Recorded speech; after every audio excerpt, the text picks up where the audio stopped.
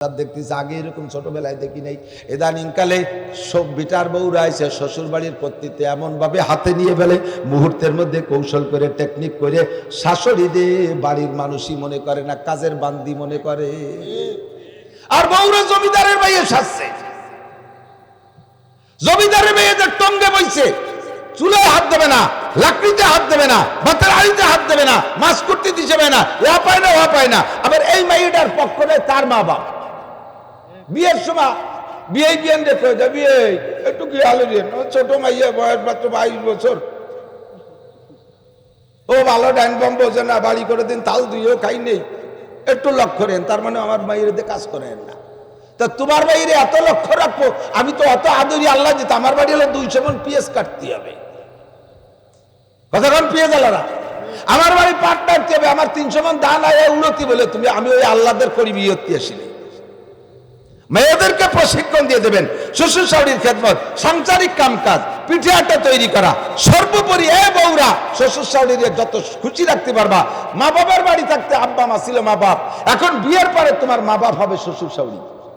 অবিল ওয়ালিদাইনে ইহসানা, এই অবিল ওয়ালিদাইনে মা বাপের প্রতি নেক নজর রাখা, ইহসান করা, এটা বিয়ের আগে মা বাপ, বিয়ের পরে তোমার মা বাপ শ্বশুর শাশুড়ি। এ জায়গা বিয়াদবি করবা, নগদে অ্যাকশন পাবা, নগদে অ্যাকশন পাবা। জিজ্ঞেস করছি কাকা ছেলে তো বিয়ে দিয়েছেন, বিটার বউ কোনটা কেমন? আরে বাবা, বড় বউ আমার মা, বড় বউ আমার এ না থাকলি বাড়ি ভাত পাতাম না। মা মরে যাওয়ার পরে কয় বছর পরে বিটার বউ বড় বউরে আনছি, বড় বউ আমার মা, আমার মার শোক মিটিয়ে দিয়েছে মা। আমার মা আমাকে সপ্তাহে প্রত্যেক শুক্রবারে সাবান দিয়ে গরম পানি দিয়ে গোসল করে দেয়। আমার মা যেমন দিত ছোটবেলায়, আমার এই বড় বিটার বউ এরকম দেয়। এটা আমার মা।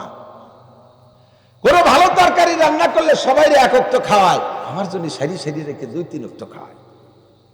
আমার মা বাপের বাড়ি যাওয়ার সময় একা যাবে না, আমার মা যেমন আমার হাত ধরে নিয়ে যাইতো, আমার বড় বউ আমার হাত ধরে নিয়ে যায়। বড় বউ আমার মা। আমার মা বাপের বাড়িতে আসার সময় খালি হাতে আসে না, সবার জন্য একরকম আনে, আমার জন্য আলাদা একটা কিছু এনে জুত করে আমারে দেয়। আমার বড় বউ আমার মা।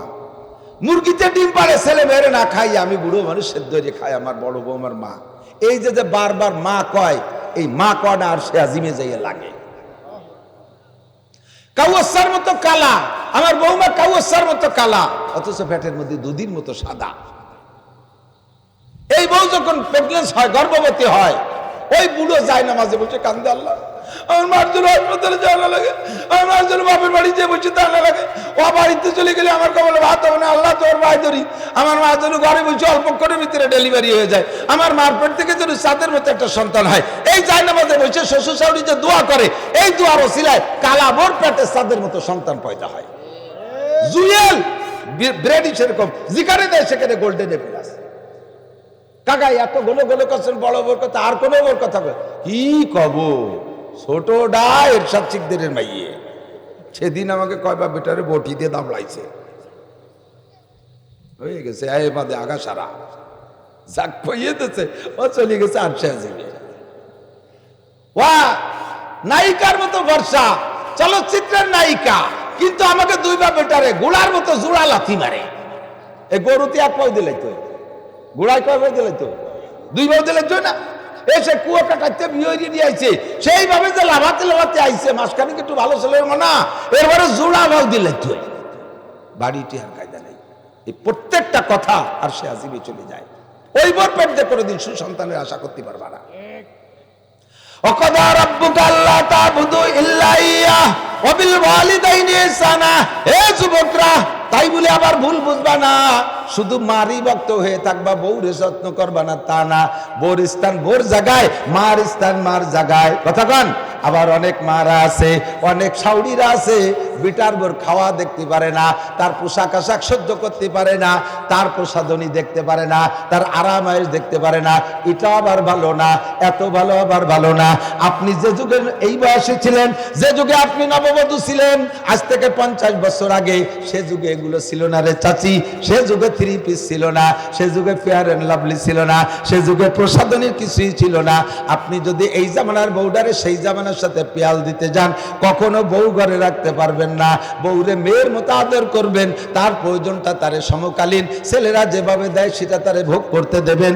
ফাঁকে আপনার আদর যত্নে বউটা আপনাকে মার মতো জানবে, আচরণটা আপনারই দেখাতে হবে। আপনাকে বিব্রত রহিতে আসে নাই কে গো আপনি পারে, আপনাকে হে বিব্রত রহিতে আসে নাই কে গো আপনি পারে। সকলের তরে সকলই মোরা, প্রত্যেকে মোরা পরের তরে। বিটার বউরে একেবারে সবসময় দাঁতের মধ্যে রাখবেন তা না, তারও একটা স্বাধীনতা আছে, তারও একটা উন্মুক্ততা আছে, তার জীবনের একটা শখসাদ আছে, বয়সের একটা তারতম্য আছে। এই বয়সে তারে কিছু না কিছু গুঞ্জাইশ দিতে হবে। আবার এ বউরা, শাউরিকে তুমি বাড়ির কাজের মেয়ে বান্দি মনে করবা না, ওটাকে উচ্ছিষ্ট মনে করবা না। সবার জন্য সবাই, কেউ কেউ কে ছাড়া না। কথাক্ষণ পুরুষের জন্য স্ত্রী যেমন দরকার, স্ত্রীর জন্য পুরুষও দরকার, স্বামী দরকার। মহিলারা স্বামীর সাথে একটু ঝামেলা হলি এদিক কয় কিনা জানি না, তবে অবশ্যই কয়। সব মিটিংয়ে লাস্ট বক্তব্য জানেন, স্বামীর সাথে যদি অবনিবনা থাকে, আমি বলে তোর ঘর করিয়ে গেলাম। আর বিটিরা হলি করতে না, সে বিটিটাকে চলে যাচ্ছে নাকি? প্রত্যেক বাড়ির বিটিরা স্বামীরে ওই করে খোটা দেয়। তুমি এমন কি হয়েছে যে তুমি বলে করিয়ে গেলে? বরং তো তুমি খুশি থাকো যে তুমি যা করো তোমার স্বামীটা ভদ্র বিদায় তোমারে রাখছে, নইলে তালাক দিত তো 14 গোষ্ঠী ধরিয়ে। ঠিক না? আবার পুরুষরা খেয়াল করো, বিয়ে করছে তোমার প্রয়োজনে, অস্কর্ব কি তা কি আসে যাচ্ছে তা আল্লাহ জানে। বাড়ি বেকায়দা খারাপটা করছে নাকি? এই সমাজে দরকার আছে না নাই? এই কুচো দরবার তো বড় বক্তারা কয় না, আমরা এই গ্রাম অঞ্চলে ছোট জ্বালিয়ে খালপুর মধ্যে খেয়াই খেয়ে ছোট মাছ পাই। খেয়াল করেন পুরুষরা, তোমরা বিয়ে করছো, আমরা বিয়ে করছি, সবাই কি প্রয়োজনে বিয়ে করছি তা সবাই জানি, এটা বলার বিষয় না। এমনি যদি কয় তুই এত তাড়াতাড়ি বিয়ে করলি, কি কয়? কয় মা বুড়ো হয়ে গেছে, রান্না বান্না পারে না, সেই জন্যই উনরা সাইদি সুদি বিয়ে দিয়েছে। আসলে যে এক জায়গায় যে আকামরি ধরা পড়ছে, সে না দিয়ে তো কি হবে? তো হার হাল বিয়ে কি জন্য করে তার বলার অবকাশ রাখে না। তোমার জরুরতে তুমি বিয়ে করছো, ধরি না ওইটাই তোমার মা রান্না করতে পারে না, বাবরচির দরকার, বাবরচি আনতে গেলে 10,000 টাকা বেতন দেওয়া লাগে, বছরে 6 সেট পোশাক দেওয়া লাগে। তো পরে না এর এই পয়সা না দিয়ে একটা বিয়ে নিজের বউরেই দেই। 1 নম্বর জরুরত।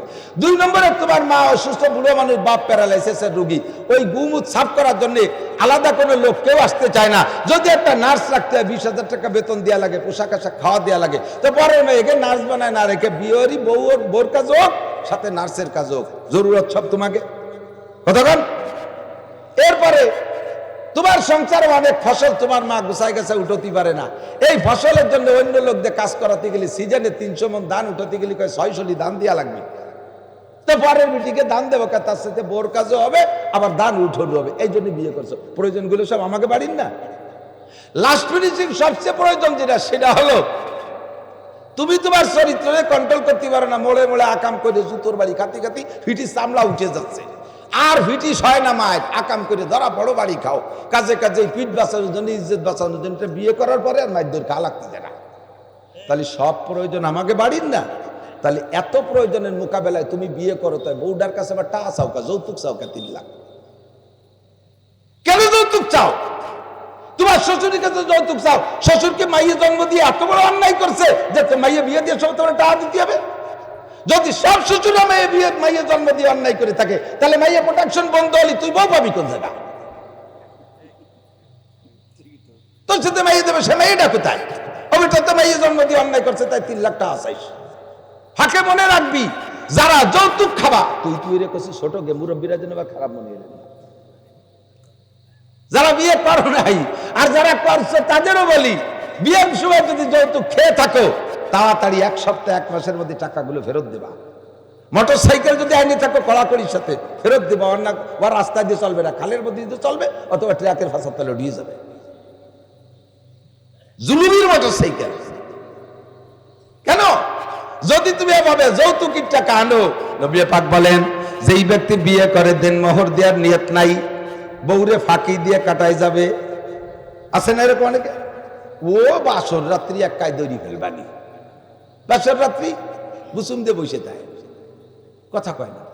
স্ত্রী কয় কি ব্যাপার, এত প্রত্যাশিত বিয়ে আমাদের দুজনের, এত তাবিজ কবজ নীতি নীতি, এত বয়স হয়ে যাওয়ার পর একটা বিয়ে হলো, আজকের রাত মানে বাসর রাত মানে আনন্দের রাত, তুমি ওর মুখ পোড়া বসে রয়েছে। দেন মোহর মাফ করার জন্য কয় তোমার 3 লাখ টাকার দিনা এই মাথায় থাকতি কিভাবে এত খুশি আসে। এই যে মুরব্বীরা উঠে দিচ্ছে, বৌতি কি কয়, ওগুলো বাদ দেন, সব মাফ, নো ডাউট, লা তাহজান ওয়ালা তাখাফ, ভয় পেন না, টেনশন করে কলা তাই তালাক, চলে আসেন, মাফ হয়ে গেছে। এই মাপ না, এই টাকা কিয়ামতের ময়দানে হলিও দেয়া লাগবে। অপকৌশল বাদ দেন, এই টাকা দেওয়া ওয়াজিব। আপনি কে থেকে 3 লাখ টাকা আনলে সে টাকা যেমন দেওয়া ফরজ ওয়াজিব, এই টাকা আপনার এরকম ফরজ ওয়াজিব, কোনো ফাঁকি ফুকি দিতে পারবেন না। হুজুর বলেন যেই লোকটা বিয়ে করে দেন মোহর দেওয়ার ইচ্ছা নাই, যে কোনো কৌশলে ওটাকে ফাঁকি দেওয়ার ইচ্ছা করে, আর শ্বশুর বাড়ি থেকে পয়সা খাওয়ার ইচ্ছা আছে, যৌতুক খাওয়ার নিয়ত করে, যা ইয়াউমাল কিয়ামাতি ওয়া হুয়া জানিন, এই লোকটা হাসরের মাঠে আল্লাহর সামনে আমার সামনে আসবে ব্যভিচার হিসেবে, জিনাখোর হিসেবে। তোর বউ হালাল হয় নাই, কারণ মাল হালাল করার জন্য মালের টাকা দেওয়া লাগে, স্ত্রীকে হালাল করার জন্য টাকা দেওয়া লাগবে, সেই টাকা তুমি দাও নাই। সাবধান, তাড়াতাড়ি যারা দিনা আছেন স্ত্রীর কাছে টাকাগুলো পরিশোধ করে মরেন, মরার আগে দিনা পরিশোধ করবেন। নগদ টাকা যদি না থাকে 2-5 কাঠা জমি হলিও চাষির নামে লিখে দিয়ে যাইয়েন, নইলে পুলসিরাতের উপরে গলা চিপে ধরবে, ওদিনে স্বামী বলে তোয়াক্কা করবে না। এ বুড়ো কুম্পিজ নিলা দাওয়া, তুমি এবার কেডা, বলছে এত সিন বানানে, সিনা লাগবে না, টাহা ভেলা। কি টাকা, দেন মোহরের টাকা, তুমি আনে টাকা দিয়ে কি ভাত ছাড়ো, ভাত ক্লিয়ার হলো, আমার ভেসে জাতি দাও, কত তবলিক মবলিক নিয়ে ব্যাকে যা, টাকা ভেলা। আল্লাহ কয়ে যাই ফেরেশতারা ও জায়গা জামজাম ঠেকতেছে, লোক বেশি, আগে বুড়ি উল্টো ভাতে আইছে, এক বুড়োর গলা চিবিয়ে ধরছে। কি কয়, দেন মোহরের টাকা পাবে, কয় দাও, আদায় করে দাও। আচ্ছা কাবনে তো পকেট নাই যে পয়সা করে নিয়ে আসো, আইছে তো ন্যাংটা ব্যাংটা হইয়া, আমি এই পয়সা দেবো কোথা থেকে? কয় বুড়োর আমল নামা চেক করে প্রত্যেক 2 পয়সার পরিবর্তে 7 রাকাত নামাজ বুড়োর আমল নামা থেকে বুড়ির আমল নামায় ট্রান্সফার করো, দাও, বিকাশ করে দাও, রকেটেই দাও, তাড়াতাড়ি চলে যাও। ধনাধন করে বুড়োর আমল নামা খালি হতি তালে রয়েছে, দিতি সব শেষ। এরপরও 5,000 টাকা বাকি রয়েছে। ফেরেশতার কাল্লা 5,000 টাকা বাকি রয়েছে, বুড়ির কোনো গুনাহ থাকলে এটা বুড়োর গাড়ি উঠে দাও, বুড়িরে দিয়ে দাও, হাসি উড়োই দিয়েন না, হাসি উড়োই দিয়েন না। বিয়ে করতে দেন মোহর লাগে, দিয়েন, বেশি করে দিয়েন। বেগুনি তেল দিলি যায় কোন জায়গা, কড়ইতি না পেটেও কিছু যায়, পেটে যায় না, কড়ইতি তেল দিলি পেটে যায় না, পেটে যায়, কড়ইতি যায়, ব্যাগে বেগুনের মধ্যে ফেসায়, পেটেও তো যায়, তাহলে বেগুনটা তেল কম। এক বড় জেন্টেলম্যান, উচ্চ শিক্ষিত বড় অফিসার ভদ্রলোক, উনি নদীর ঘাটে গেছেন, মানে কোথাও চলছেন তো নদী পার হওয়া এসে গেছে, তো নদীর ঘাটে আইসা দেখে খেয়ালা নদীর উপরে, তো নদী যতটুকু পারে থেকে মোটামুটি ডাক দিলি খেয়ালা উপরেতে শোনে। তো ভদ্রলোক এই ঘাটে দাঁড়াইয়া, ও পাশের লোক নাই, খেয়ালা আসতেছে না, বসে বসে সে বিড়ির পর বিড়ি খাইয়েই যাচ্ছে। একটা শেষ হয় মনে হয় যা আসবে, কিন্তু তা আসে না, আর একটা ধরাই। আর ভদ্রলোক ওপার যাবে, আকাশে মেঘলা মেঘলা ভাব, এই পারের থেকে খুব শিক্ষিত মানুষ তো, আমাদের মতো আঞ্চলিক বাংলায় কথা বলেন, উনি এই পাশের থেকে ডাকতেছে, ওহে কর্ণধর তরি তরে তরাও, ওহে কর্ণধর তরি তরে তরাও। কর্ণধরের সাতায়ও বোঝে না, কর্ণধর মানে খেয়ালা, তরি মানে নৌকো, তর মানে কিনারে, তরাও মানে এপারে আনো। সে তো তার উচ্চ বাংলায় 200 ফিট পানির তলের, সাগরের তলের মুক্তা ভাষা দিয়ে ছাড়তেছে, ও হে কর্ণধর তরি তরে তরা, ও বিড়ি খাইয়েই যাচ্ছে। এবার সে এক কিষেন কামলা এসে কয়, স্যার কি বলেন, কি ব্যাপার, চিল্লেছেন কেন? তো বলতেছে, বাবা আমার উপার যেতে হবে, কর্ণধরকে ডাকছি তো আমার কথা ভ্রুক্ষেপ করছে না। কয় স্যার ওইভাবে ডাকলে আসবে না, এই অমকের বেটা অমক, খেয়া নিয়ে আয়, আপনার ভাষার সামনে ঝুলিয়ে ফেলবানি, কইলেই চলিয়েছি। কয় বাবা তুমি এত খারাপ ভাষা বললে, তারপরে চলে এসো। কয় স্যার আপনি যে মুক্তা ছাড়ছেন ও বোঝেই নেই, যে বাংলা বলবো সে বাংলা আমার মাকসাদ থাকতে হবে উম্মতকে কথা বোঝানো। আমার এত ভালো লাগে ওহিদুজ্জামান সাহেবের বক্তা যে একেবারে আঞ্চলিক মা খালাদের ভাষা দিয়ে আমাদেরকে বোঝায়। আল্লাহ তাআলা তার জবানের বরকত আরো বাড়ায় দিক। ছোটবেলা থেকে একরকম অনেক দিন যাবতীয় মাঠে দেখতে তাজা কাঁচা কাঁচা রয়েছে, কিন্তু বয়স ভালোই হয়েছে, নানা হয়ে গেছে। তো একভাবেই কণ্ঠ আজকে যে গজল গাইছে মনে হয় যেন 14-15 বছরের পোলাদের গজল। আল্লাহ তাআলা তার কণ্ঠটা অনেক দিনকার জিন্দা রাখুক, বলেন আমিন। আল্লাহ পাক রব্বুল আলামিন মানব জাতিকে বানাইছে বড় মায়া করে, দয়া করে, মোহাব্বত করে। যে জিনিস বানাইতে, যে জিনিসের পিছনে যার পরিশ্রম যত বেশি হয় তার প্রতি তার মায়াও তত বেশি হয়, ঠিক না? কষ্টে অর্জিত জিনিসের প্রতি তার দরদ বেশি। আপনার সংসার, আপনারা যারা আব্বা আছেন আপাতত, আপনার বাপের সম্পত্তি খুব একটা পেয়েছিলেন না, মোটামুটি সামান্য। তারপরে অনেক কষ্ট করে, পরিশ্রম করে, ভ্যান চালাইয়া, রিক্সা চালাইয়া, ব্যবসা করে, খেত খামার করিয়া ইত্যাদি করে কষ্ট করে আপনি জমি ক্ষেত বানাইছেন, ঘরবাড়ি বানাইছেন। এর প্রত্যেকটা ইঞ্চিতে ইঞ্চিতে আপনার মায়া মহব্বত জড়িত, ঠিক না? আপনার আমার ছেলেরা, ওরা এই সম্পদ আপাতত ওদের কোনো হস্তক্ষেপ নাই। ওরা বাপের অর্জিত সম্পদ ব্যবহার করে কাজে কাজেই মোটা মোটা টাকা, বিড়ি, গাঁজা, অ্যাবা, ভেঞ্চিডিল, শিক্ষা সফর, কুসফর, আকামে সফর, যেখানে সেখানে বস্তা বস্তা ঢেলি থিয়ে চলে আসে। মোটর সাইকেল অ্যাক্সিডেন্ট করছে, কালের মধ্যে ফেলাইতে চলেছে, ও নামবে না, অন্তত নিজের কিনা না। আমার চাচাজান হযরত মাওলানা আব্দুল ওয়াহাব সাহেব রহমাতুল্লাহ ছোট ছোট চুটকি বলতেন, তার ভিতরে এক যুবক, কথা না বলি মুরব্বীরা, এক যুবক, দামি একটা যুবক, মানে যুবক বিয়ে শাদী করছে, এই সাইজের যুবক, বুড়ো হয়নি। তো যুবক দামি একটা শাল দিয়ে, শাল বোঝেন তো, 1924 সাল, 2024 সাল, চাদর শাল, কাশ্মীরি শাল, 12,000 টাকা দাম শালটার। এই শালের কেনি দিয়ে এক জোড়া স্যান্ডেল পরিষ্কার করতেছে। স্যান্ডেল জোড়ার বয়স বছর 3 কবে, আমরা স্যান্ডেল তারে মুসির দোকানে নিয়ে পাল্টাতে তার মূল বডির কিছু নাই, ওই জোড়াই দিয়ে চামড়াই দিয়ে স্যান্ডেল হয়ে গেছে, তাই শাল দিয়ে পরিষ্কার করে। জিজ্ঞেস করল, তুই এত দামি শাল দিয়ে সিরা স্যান্ডেল মুসি, শাল কার আর স্যান্ডেল কার? ওই স্যান্ডেল জোড়া কিনছি বড় কষ্ট করে, ভ্যান চালাইয়া, ওটা আমার নিজের টাকার। আর এই শালটা দিয়েছে আমার শ্বশুর, শাল তো শ্বশুরের দিয়া, এই জন্যই তার প্রতি মায়া নাই। আর স্যান্ডেল নিজের পরিশ্রমের টাকা, এই জন্যই তারপর মায়া। 12,000 টাকা দামে শাল দিয়ে 300 টাকা দামে সিরা স্যান্ডেল মোছায়। ওই শাল যদি নিজের কষ্ট করে কিনা লাগতো, ওই দিয়ে স্যান্ডেল মোছা না, ও বছরে একদিন গায়েও দিত না, ট্রাঙের মধ্যে থুয়ে যেত, শ্বশুর বাড়ি যাওয়ার সময় গাড়ি ফেলায় নিয়ে আবার আলনার পর থুয়ে দিয়ে ফিরে গাড়ি নিয়ে চলে আসতো, ঠিক না? সন্তান জন্ম দিতে বাপও লাগে, মাও লাগে। আমরা যারা বাপ হয়েছি তারা আমাদের অভিজ্ঞতা আছে। সন্তান জন্ম দিতে উভয়ের সংমিশ্রণ লাগে, কিন্তু সন্তানের পিছনে পরিশ্রম কার বেশি?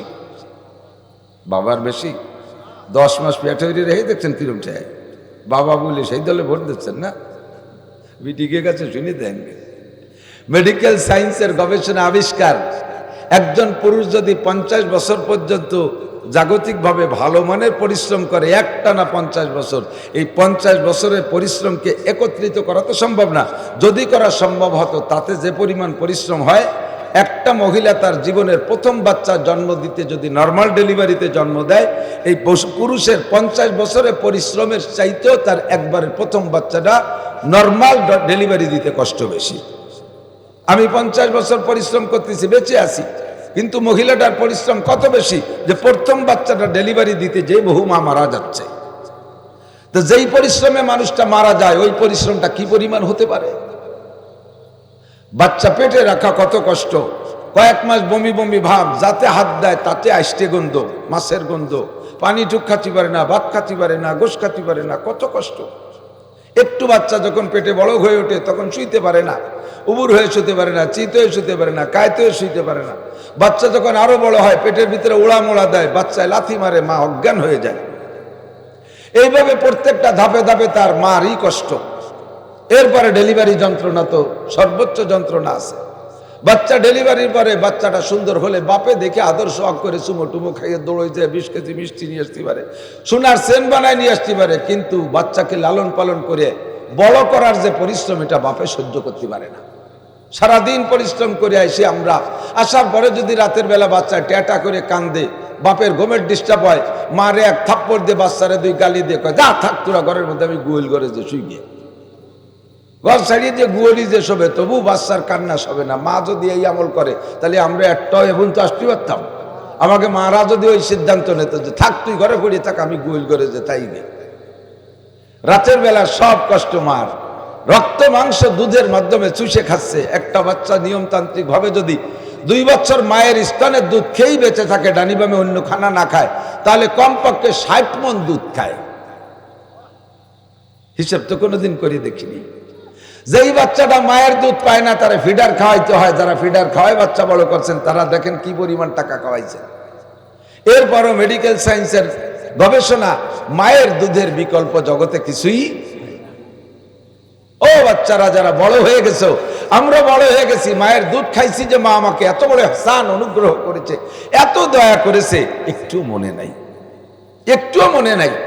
বড় হওয়ার পরে এরপরে আরো বড় হতে হতে যখন শ্বশুর বাড়ি চলে গেছে, এরপরে মার চাইতে বেশি হয়ে যায় শাশুড়ি আপন। মার সাথে একটু ঝগড়া বাঁধাইয়া বছরের পর বছর মাকে মা করে ডাকে না, আর শাশুড়ির পিছনে মূলবাসীর মতো হ্যাম্বা হ্যাম্বা অতি তালেই যায়। আম্মা কয় না হ্যাম্বা কয় বোঝা যায় না। কতক্ষণ তুমি তোমার শাশুড়ির পেটে জন্ম নেও নাই, তুমি তোমার শাশুড়ির দুধ খাইয়ে বড় হও নাই। শাশুড়ি সারা জীবন ভরে মাছ গোশ ডিম খাওয়াবে, সবকিছু মিলাইয়া মায়ের স্তনের 1 ফোঁটা দুধের সমপরিমাণ হবে না, ঠিক না? আল্লাহু আকবার। এজন্য আল্লাহ পাক বলেন ওয়াকাদা রাব্বুকা আল্লা তা'বুদু ইল্লা ইয়াহ ওয়া বিল ওয়ালিদাইনি ইহসানা। আব্বার অবদান তোমার উপরে কম না, তোমার মতো কলিজার টুকরা সন্তানকে বাড়ি রাইখা বিদেশে চলে যাচ্ছে, বছরের পর বছর সৌদি আরবের মরুভূমির চরের ভিতর দিয়া উট ঘোড়া গাধা দুম্বা ভেড়া চড়াইয়া পিঠের চামড়া ছাল চামড়া উঠে যায়, টাকা কামাই করে সেখান থেকে পাঠায় তোমার জন্য। আব্বার অবদান তোমার উপরে একটু কম না। কোথাও গিয়ে যদি অনুষ্ঠানে 1 কান জিলাপি পায়, নিজের খাইতে পারানে চাইলেও না খাইয়া পলিথিনটা ধরে পকেটের মধ্যে থুয়ে দেয়, আমার নানটু খাবে,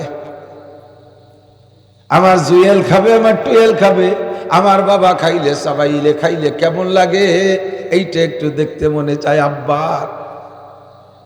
কতক্ষণ যারা আব্বা আছেন একটু ঠিক বলেন না বে ঠিক? সব পরিশ্রম তোমার জন্য করেছে, আব্বার অবদানও কম না, তবে মায়ের অবদান অনেক বেশি। 2.5 বছর পর্যন্ত পেশাব স্তনের দুধ পান করাইছে, 4-5 বছর পর্যন্ত তুমি পায়খানা করে পানি খরচ করতে পারতে না, তুমি পায়খানা করে মাখা এনেছো, মাথা হাত দিয়ে পরিষ্কার করে, এখনো হাতের থেকে গন্ধ যায় নাই, সেই অবস্থায় তোমার কোলের মধ্যে বসাইয়া মায়ের তার আরা খাদ্যে খানা খায়, নাকের ভিতরে তোমার পায়খানার গন্ধ আসে, ওদিকে করে উড়াই দিস না। বিশ্বনবী মুহাম্মদুর রাসূলুল্লাহ মেরাজের রাতে জাহান্নামে গিয়ে দেখে আসছে তোমার পরিণতি। ওই যুবক 1 নম্বরে মুদমিনুল খামার, যেই সকল মানুষ নিশায় অভ্যস্ত, নিশাখোর, মদ খায়, গাঁজা খায়, ইয়াবা খায়, ফেনসিডিল খায়, হিরোইন খায়, আঠা খায়, কত তাজে আবিষ্কার করছে। ছোটবেলায় শুনতাম একটু তাড়ি আর মদ, মুরব্বীরা কথা কর না, এসে বেশি শুনতাম নিয়ে নি এই আবা বাবা ডাল কতটা। কয় বছর আগে যে ঢাকায় যাইয়ে এই নিশারস করতে, পরে ঘরে আসার পরে এক যুবক কয় হুজুর আপনি তো সব জানেন না, আরো যে কতটা খায়। ইদানিং আমাকে ঢাকায় শুরু হয়েছে শুকনো পায়খানা পোড়াইয়ে তারিখ দুমো নিলিও নিশা হয়, শূন্য গু খাওয়া ধরছে। হুজুর বলেন মুদমিনুল খামার, এখনই তওবা করো, বিনা তওবায় যদি মারা যাও তাহলে হুজুর বলেন আমি মেরাজের রাত্রে জাহান্নামের মধ্যে গিয়ে দেখে আসি 1 শ্রেণীর মহিলারা হাতে হ্যান্ডকাপ দিয়ে ঝুলানো, জাহান্নামের আগুন নিচে দিয়ে তারে পোড়াইতেছে। দেখেন রেস্টুরেন্টে যে দেখবেন গ্রিল পোড়ায়, গ্রিল জালনার গ্রিল না, পোল্ট্রি মুরগি শুইলে তেল মশলা মাখাইয়া সিকির মধ্যে গাইতা কতগুলো গাইতে দিয়ে মেশিনে ঘুরতে থাকে, নিচে গ্যাসের আগুনে তাপ দেয়, গলে গলে রস নিচে ঝরতে থাকে। অবশেষে পুড়তে পুড়তে রস শেষ হয়ে একেবারে পোড়া কয়লার মতো হয়ে যায়। এর নাম গ্রিল। হুজুর বলেন আমি জাহান্নামের ভিতরে নারীদের কিরকম গ্রিল পোড়ার মতো গ্রিল পোড়া হতে দেখে আসি। কের মাথার চুল ধরে ঝুলানো, কের জিব্বায় হুক দে ঝুলানো, কের ঠোঁটে হুক দে ঝুলানো, কের স্তনে হুক দে ঝুলানো, কের হাতে হ্যান্ডকাপ দিয়ে ঝুলানো, কের মাথা নিচে মুখী করে ঝুলানো, পাও মোড় মুখী করে ঝুলানো। যে যে হালাতে ঝুলন্ত থাকুক, উলাঙ্গা মহিলারা সবগুলো এভাবে ঝুলন্ত আছে। আর তাদের নারী বুড়ি পয়সা সরঙ্গাতে বের হচ্ছে। এ পর্যন্ত শেষ নয়, এই নারী বুড়ি যে পয়সা পুজ হয়ে সরঙ্গাতে বের হচ্ছে, এক শ্রেণীর পুরুষদেরকে আবার অর্ডার করছে তোমরা সেগুলো জিব্বে দিয়ে চাইটা খাও, তারাও জাহান্নামী। নারীদের সরঙ্গাতে বের হওয়া পচা পুজ পুরুষরা জিব্বে দিয়ে চাইটা খায়। রহমতে আলম নবী বিশ্ব নবী মুহাম্মদুর রাসূলুল্লাহ এক তো লজ্জার সাগর, আর একটা দরদের সাগর, মায়ার সাগর নবী। এক নজর দেখে চক্ষু বন্ধ করে ফেলছেন, আর সহ্য করতে পারছেন না। জিব্রাইলকে বললেন, জিব্রাইল মান হুন্না ওয়া মান হাউলাই, মহিলারা বা কারা, পুরুষরা বা কারা, জিব্রাইল একটু কও। জিব্রাইল কয়, হুজুর কুল্লু হাউলাই উম্মতু, এ অন্য কোন নবীর উম্মত না, ইব্রাহিম নবীর উম্মত না, নূহ নবীর উম্মত না, ইসমাইল নবীর উম্মত না, মুসা নবীর উম্মত না, ঈসা নবীর উম্মত না। আপনাকে দেখানো হচ্ছে অ্যাডভান্স কইরা আপনার উম্মতের দৃশ্য, এগুলো সবই আপনার উম্মত। মামা বালুহুম না মা বালুহুম। জিব্রাইল, নারীদের এই অবস্থা কেন আর পুরুষের এই বিচার কেন, একটু দোষটা বলে দাও। জিব্রাইল বললেন, হুজুর নারীদের অপরাধ হলো হুন্নাজ জুনাত, হুন্নাজ জুনাত, এই মহিলারা হলো ব্যভিচারিণী, চরিত্রহীন, জিনাখোর নারী। দেখে যান, উম্মতকে বলবেন অবশ্যই আপনার উম্মতের পরিস্থিতি এমন হবে, লক্ষ লক্ষ নারীরা জিনার কারণে, জিনার অপরাধে জাহান্নামের মধ্যে পোড়ানো হচ্ছে। দীর্ঘ টাইম পোড়ার পরে যখন কলিজায় আগুন লাইগা গেছে, চিৎকার মেরে বলতে থাকবে, রব্বানা আশরিবনা শাইয়াম মিনাল মাইন বারিদ, ও আল্লাহ একটু ঠান্ডা পানির ব্যবস্থা কি করা যায়। 70 লক্ষ বছর চিৎকারের পরে আল্লাহ পাক ঠান্ডা পানি দেবে। এমন ঠান্ডা ঠান্ডা, যেই ঠান্ডা পানি খাওয়ার সঙ্গে সঙ্গে শরীরটা একেবারে জমাট বাঁধা বরফ হয়ে যাবে। গরমে যেমন কষ্ট হয়, ঠান্ডায় কিন্তু কষ্ট তার চেয়ে কম হয় না। আমার বাংলাদেশে 9 মাস গরম, কোন জায়গায় শুনি না যে গরমে মানুষ মারা গেছে। কিন্তু 3 মাস ঠান্ডা থাকে। প্রচন্ড শীতের কারণে শোনা যায় রংপুর, কুড়িগ্রাম, রৌমারী, পঞ্চগড়, ঠাকুরগাঁও, পীরগঞ্জ, বীরগঞ্জ, উত্তরবঙ্গ দিয়ে বুড়ো মানুষ মরিয়ে সাপ হয়ে যাচ্ছে। অমুক জায়গায় ইরিদান লাগাতে যাইয়া কিষেনরা, কামলারা ঠান্ডায় একেবারে জমি মারা গেছে। ঠান্ডার কারণে মরণের খবর শোনা যায়, গরমের কারণে খুব একটা শোনা যায় না। আরে জাহান্নামের ভিতরে শাস্তি দেওয়ার জন্য গরমও যেমন গরম, ঠান্ডাও তার চাইতে কম না। যখন পানি দিয়েছে ঠান্ডা পানি, খাইয়া এমন জমাট বেঁধে গেছে, সহ্য করতে পারছে না, আবার উল্টো চিৎকার করে, রব্বানা আশরিবনা শাইয়াম মিন মাইন হামিম। ও আল্লাহ, এত ঠান্ডা তো চাই নাই, চাইলাম যত ঠান্ডা তার চেয়ে দিয়ে ফেলছো, বেশি সহ্য হয় না, একটু গরম পানির ব্যবস্থা করো। আবার 70 লক্ষ বছর চিৎকার করার পরে গরম পানি দেওয়া হবে, তবে পান করার জন্য নয়। সুব্বু ফাওকা রাসিকিন্না হামিম, সর্বপ্রথম গরম পানি ঢেলে দেবে তাদের মাথার উপরে। সারাটা গা ফুসকা ধরে যাবে গরম পানিতে, বিশাল বিশাল ফুসকা ভরা শুধু পুজ আর পুজ। বিস্ফোড়া হইলে পুজ যখন পাইকে যায়, বিস্ফোড়া ভিতরের পুজে কেমন অশান্তি লাগে, যার জীবনে 2-1 বার হয়েছে জানা আছে। এই পুজে এমন কামড় শুরু করছে, চিৎকার মারবে, আল্লাহ তাড়াতাড়ি পুজ পরিষ্কার করো, অপারেশন করে দাও। সুম্মা সুব্বু ফাওকা রাসিকি হামিম, আবার মাথায় গরম পানি ঢেলে দেয়া হবে। এই গরম পানিতে শরীরের সব ফুসকাগুলো, পুজগুলো ফাইটা, ফুসকাগুলো ফাইটা, এই পুজগুলো একটা নালা দিয়ে একটা গর্তের মধ্যে জমা হবে, একটা পাত্রে কড়াইয়ের মধ্যে জমা হবে। ওই কড়াইয়ের নিচে জাহান্নামের আগুন দিয়ে জাল দেওয়া হবে। জাল দিতে দিতে দিতে দিতে এমন উত্তপ্ত হবে, মনে হয় যেন কড়ার ভিতরে পুজ দিয়ে আগুন বের হচ্ছে। এরা তো পচা পুজ খাওয়া লাগবে, একে বলা হয় সদিদ। কোরআন শরীফের ভিতরে দেখবেন বহুত জায়গা সদিদের কথা আছে কোরআন শরীফে। জাহান্নামীদের খাদ্য হবে সদিদ। সদিদ মানে এই পচা পুজ, গরম পুজ। খাওয়ার সঙ্গে সঙ্গে ওই মহিলাদের পেটের ভিতরে নাড়ি বুড়ি পয়সা ওই পুজের মতো সরঙ্গাতে বের হবে। ওই হলো সেই মহিলারা যারা হবে জোনাত ব্যভিচারিণী। 3 নম্বরে নবী, 2 নম্বর কি বলা হয়, এরপরে খাইতেছে যারা তারা কারা? সাহাবায়ে কিরাম নবী পাক জিজ্ঞেস করলেন জিবরাইল, খাইতেছে যারা তারা কারা? জিবরাইল জবাব দিলেন, এদের 2টা দোষ। যুবকরা খেয়াল করো। 1 নম্বর দোষ হলো অহুম জানি, এরা সব জিনাকর পুরুষ, এরা ব্যভিচার পুরুষ। জিনা করছে, জিনার নেশায় থাকতে থাকতে বিনা তওবায় মারা গেছে। যদি ভাগ্য করে একবার তুমি অন্তর থেকে তওবা করে ছেড়ে দিতে পারো তাহলে তোমার জন্য এই শাস্তি হবে না ইনশাআল্লাহ। কিন্তু জিনার নেশা থাকতে থাকতে তার ভিতরে অভ্যাসের ভিতর দিয়ে যদি তুমি মারা যাও তোমার খাদ্য হবে নারীদের সরঙ্গাতে বের হওয়া পচা পুষ। একটু বলবেন না নাউজুবিল্লাহ? ভয় লাগে কি লাগে না? খাইতে পারবেন? এটা কি সম্মানী খানা? রিজকে কারিম, সম্মানী খানা। এই খাদ্য তোমাকে খাইতে হবে। এরা ব্যভিচার পুরুষ। 2 নম্বর হলো হুম শারিবুল খামার, আপনার উম্মতের মদখোর উম্মত, গাঁজাখোর উম্মত, ইয়াবাখোর উম্মত, ফেন্সিডিলখোর উম্মত। 2 নম্বর নবী পাক বলেন যাদের জন্য জাহান্নাম ওয়াজিব, জান্নাত হারাম। মনে আছে? 2 নম্বর হলো আল্লাহ আক, মা বাবার না ফরমান সন্তান। যেই সন্তানরা আব্বা মাকে ভ্রুক্ষেপ করে না, আব্বা মার কথা মতো চলে না। ও যুবক, আমার প্রাণ প্রিয় সোনারা, আমিও কিন্তু সন্তানের আব্বা। তবে আলহামদুলিল্লাহ আমার সন্তানরা নাশেজ বিয়াদব না। আমার 4টে ছেলে হাফেজ এবং মাদ্রাসায় ভালো মানে পড়াশোনা করে। জীবনে সামনে আইসা জোরে কথা বলে না, ভয়তে আবার সামনে এখনো বসে খানা খাই না। বড় হয়ে গেছে এখন, তারা সেভাবে সম্মান করে চলে। ছেলেরা যে মাদ্রাসায় পড়ে আল্লাহর রহমতে প্রত্যেকটা মাদ্রাসা থেকে আমার সন্তানদের প্রশংসা আছে। আব্বা হয়েছি বুঝতে পারি এখন। সন্তানে উল্টো পাল্টা করলে কত কষ্ট লাগে তুমি এখন বুঝতেছ না। আল্লাহ রাসূল বলেন যাদের জন্য জান্নাত হারাম, জাহান্নাম ওয়াজিব। 2 নম্বর মানুষ হলো আল আক, ওই সন্তান যে তার আব্বা মার সাথে নাফরমানি করে, আব্বা মার কথা মানে না, বেয়াদবি করে। কোনো আব্বা মা সন্তানের কোনোদিনও অকল্যাণ চায় না, অমঙ্গল চায় না। কথা বলেন ঠিক কি ঠিক না? আপনাদের এই মৌলানা মাকসুদুল হক সাহেব গহরডাঙ্গার মুহাদ্দিস, আপনাদের এই এলাকারই তো সন্তান।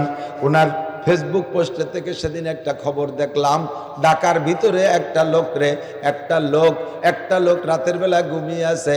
তার কলেজে পড়ুয়া মাইয়া রাতের বেলায় বাপকে ঘুমের ভিতরে সূরা দিয়া 13টা কোপ দিছে। সুবহানাল্লাহ, কি বিল্লাহ, একটু কন্যা জোরে। এরকম একটা মেয়ে আপনি চান না? ঘুমের মধ্যে কোপ খাবেন, পরাণ ভরি কোপাবে।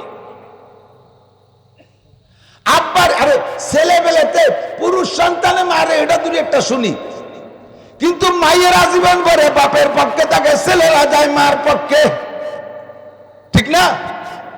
ছেলেরা যায় মার পক্ষে, মেয়েরা যায় মা বাপের পক্ষে। সেই মেয়েতে বাপরে ঘুমের মধ্যে 13টা কোপ দিছে। সঙ্গে সঙ্গে ঢাকা মেডিকেলে নিয়ে গেছে। যতক্ষণ হুঁশ ছিল ততক্ষণ পর্যন্ত ভদ্রলোক বলতেছে, ও পুলিশ ভাইরা, দয়া করে তোমরা আমার মেয়েটারে অ্যারেস্ট করবা না। আমার মেয়েকে অ্যারেস্ট করে জেলখানায় ঢুকাইলে, হাজতে ঢুকাইলে, অন্ধকার জায়গা আমার মেয়ে ভয় পেয়ে মারা যাবে। আমার মেয়েটারে অ্যারেস্ট করে যদি জেলে দাও, ওর ভবিষ্যৎ নষ্ট হয়ে যাবে, ওর চাকরি হবে না। ও বিশ্ববিদ্যালয়ে অ্যাডমিশন নেবে কয়েকদিন পরে, আমার মেয়েটার বিশ্ববিদ্যালয়ের পড়াটা ব্যর্থ হবে, তার চাকরি হবে না, কর্মজীবন শেষ, ওর লাইফ ফিউজ হয়ে যাবে। কাজে আমি অনুরোধ করি, আমার মেয়ে আমারে কুপাইছে, আমি যদি মাফ করে দেই তোমরা ধরবা কেন? আমি আমার মেয়েকে মাফ করে দিয়েছি, আমার মেয়েটারে তোমরা অ্যারেস্ট করবা না।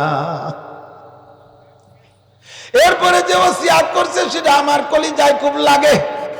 ওই ভদ্রলোক বলতেছে, যদি আমি বেঁচে যাই, সুস্থ হয়ে বেঁচে যাই, তাহলে আমি আগামী মাসের বেতন পাইয়া আমার মেয়েটাকে, ও আল্লাহু আকবার, কি জন্য মারছে সেটা হলো মেয়েটায় বাপের কাছে ল্যাপটপ চাইছে, ল্যাপটপ। এই ল্যাপটপ দিতে দেরি হয়েছে বিদায় রাতের বেলা কোপাইছে। কত বড় নেক সন্তান। এরকম সুসন্তানের আব্বা হইতে চাই না। কথা বলেন ঠিক ঠিক না? সুসন্তান না কুসন্তান? একটু বলবেন না কি সন্তান? কুসন্তান। এরপরে বাপে বলতেছে আমি যদি বেঁচে থাকি সুস্থ হই তাহলে আগামী মাসের বেতন পাই আমার মেয়েটিকে আমি কম্পিউটার কিনে দেব, ল্যাপটপ কিনে দেব।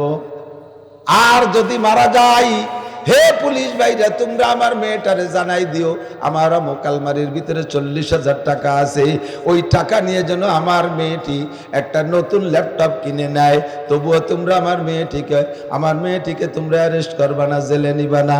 এই হলো আব্বার, ওই হলো সন্তান। আল্লাহু আকবার। আব্বা না হওয়া পর্যন্ত সন্তানের দরদ বুঝবা না। এই সন্তানে যদি আব্বা মার সাথে না ফরমানি করে, আল্লাহ রসুল বলেন হে যুবক, তোর মরণ যদি কাবা ঘরের মধ্যেও হয়, তোর মরণ যদি কাবা ঘরের মধ্যেও হয়, তোর মরণ যদি শবে কদরে হয়, তোর মরণ যদি রমজানে হয়, তোর মরণ যদি রমজান মাসের শবে কদর রাত্রে জুমার রাত্র কাবা ঘরের মধ্যেও হয়, তবুও তোর জন্য জান্নাত হারাম। তোর মরণের সময় কলেমা নসিব হবে না। আব্বা মার কলিজায় আঘাত দিয়ে কেউ মরার সময় কলেমা নিয়ে যাইতে পারবা না। অবিল ওয়ালিদাইনি ইহসানা, আব্বা মার সাথে সুসম্পর্ক রাখবা, তাদের আনুগত্য হবা, তাদের প্রতি দয়াবান মেহেরবান হবা। জীবদ্দশায় যতদিন ইনকাম করার ক্ষমতা থেকে, একটু খেয়াল, আমরা পুরুষরা যারা ইনকাম করি, যুবক তোমরা যারা ইনকাম করো, তোমার ইনকামের উপরে আব্বা মার দুইজনেরই হক আছে। কতক্ষণ আছে? জোরে বলেন আছে। আছে না? নাকি শ্বশুর শাশুড়ির হক, শালা শালির হক, বন্ধু বান্ধবের হক, আব্বা মার হক আছে না নাই? ওনাদেরই মূল হক, বাকিগুলো হলো নফল। ওই দুইজন হলো ফরজ, বাকিরা সব নফল। কতক্ষণ? কামাই করে টাকাই না, টাকাটা কার কাছে দিবা? যুবক শুনে না, যদি বরকত পাইতে চাও, আব্বা মা দুইজন সামনে আছে, টাকাটা দিবা তুমি আব্বার হাতে। কার হাতে? আব্বার হাতে টাকা দিবা। টাকা দেওয়ার সময় মার হাতে দিবা না, টাকা দিবা আব্বার হাতে। আব্বা হলো সংসারের কর্তা, উনি হলেন আমিরে শরিয়াত।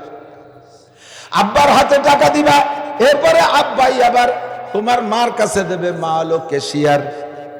মা কি? ক্যাশিয়ার। আব্বার হাতে টাকা দিবা, মায়ের হাতে আব্বাই দেবে। আবার তোমার মা তোমার আব্বাকে দেবে, বলবে গুনিয়ে দেখেন।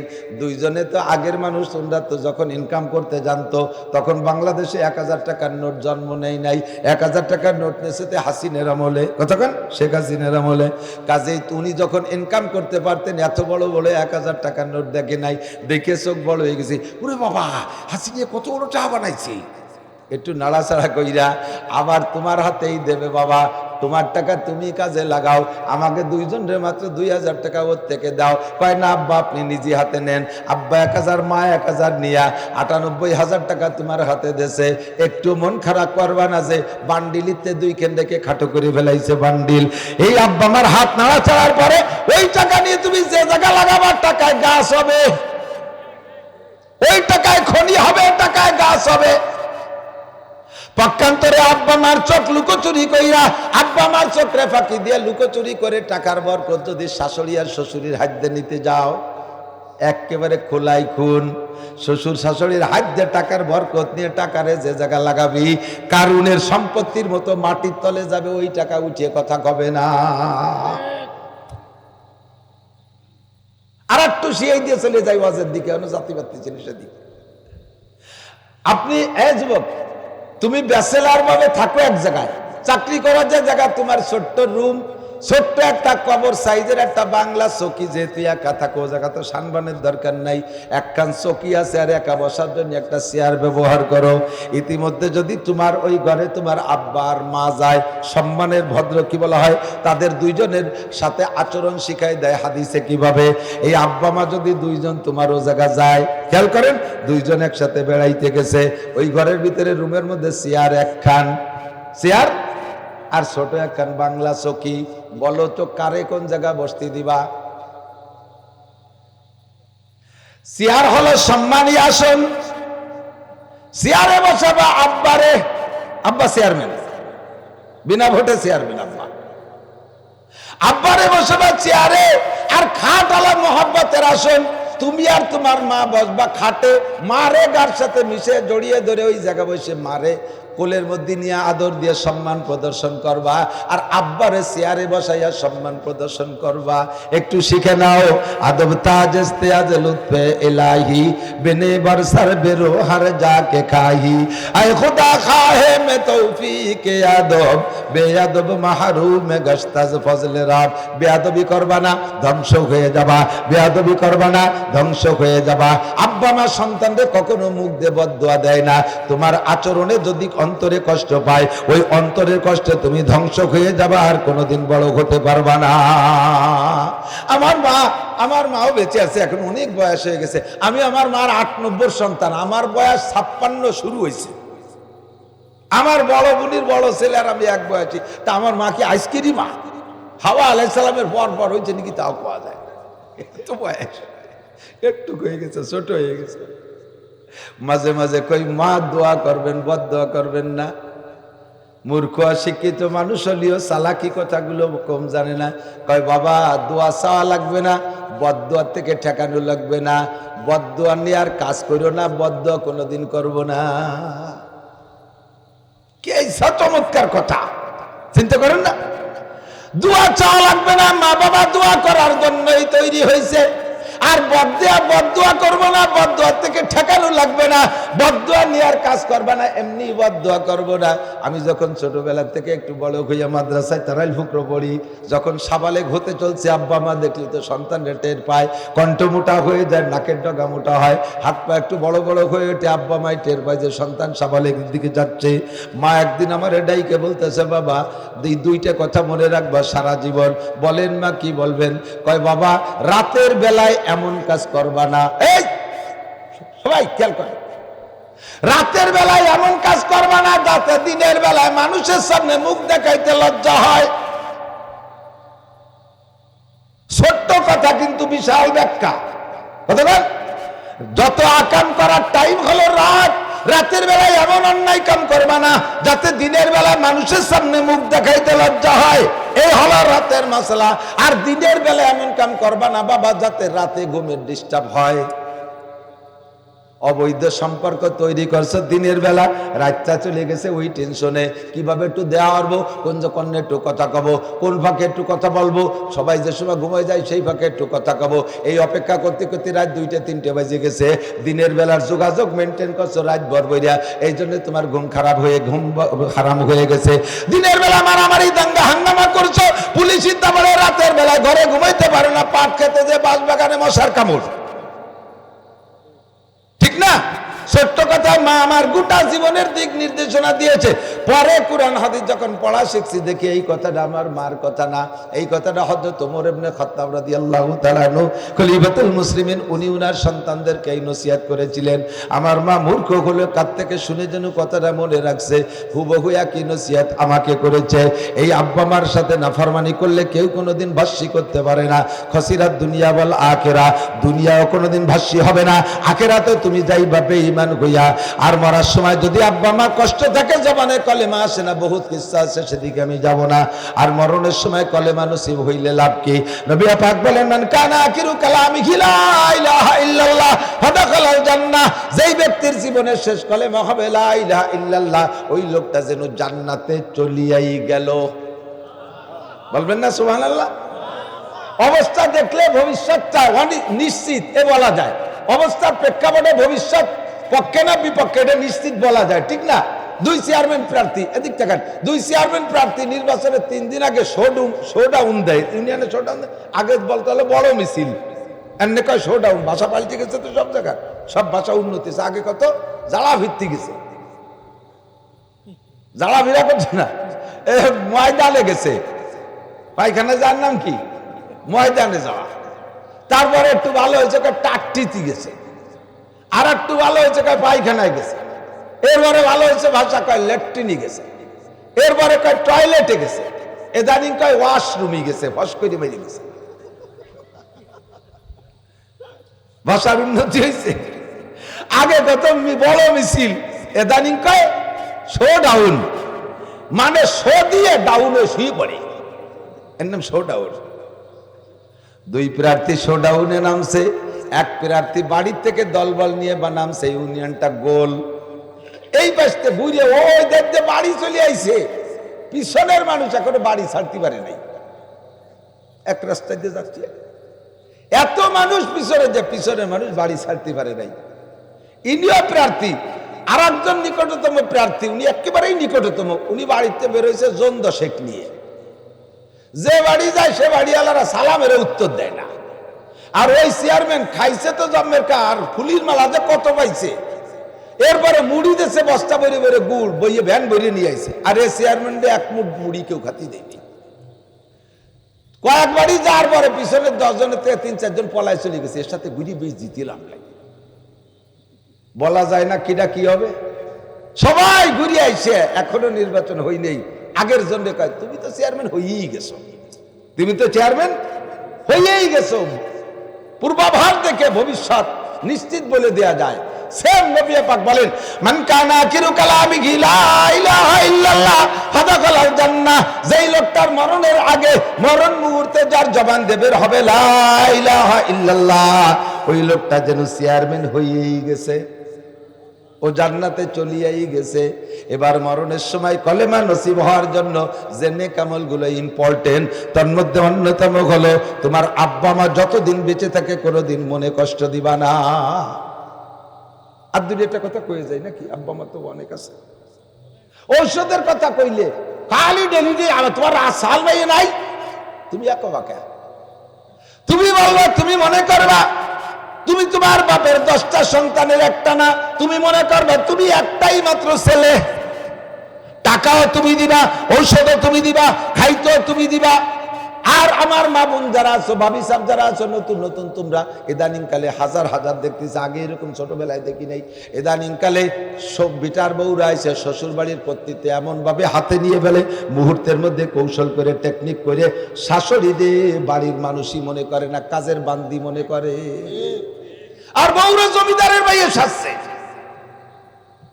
জমিদারের মেয়েদের টঙ্গে বইছে, চুলে হাত দেবে না, লাকড়িতে হাত দেবে না, ভাতের আড়িতে হাত দেবে না, মাছ করতে দিবে না, ওয়া পায় না ওয়া পায় না। আবার এই মেয়েটার পক্ষ নেয় তার মা বাপ, বিয়ের সময় বিয়ে বিয়ান দেখে যায়, বিয়ে একটু কি আলো দিয়ে, ছোট মাইয়া বয়স মাত্র 22 বছর, ও ভালো ডাইন বম বোঝে না, বাড়ি করে দিন তাল দুইও খাই নেই, একটু লক্ষ্য করেন, তার মানে আমার মায়ের কাজ করেন না। তা তোমার বাইরে এত লক্ষ্য রাখবো, আমি তো অত আদরি আল্লাহ দিত, আমার বাড়ি হলে 200 মণ পিএস কাটতে হবে, কতক্ষণ পিএস আলারা, আমার বাড়ি পাট কাটতে হবে, আমার 300 মণ দান আয় উন্নতি বলে তুমি, আমি ওই আল্লাহদের করি বিয়ত্তি আসিনি।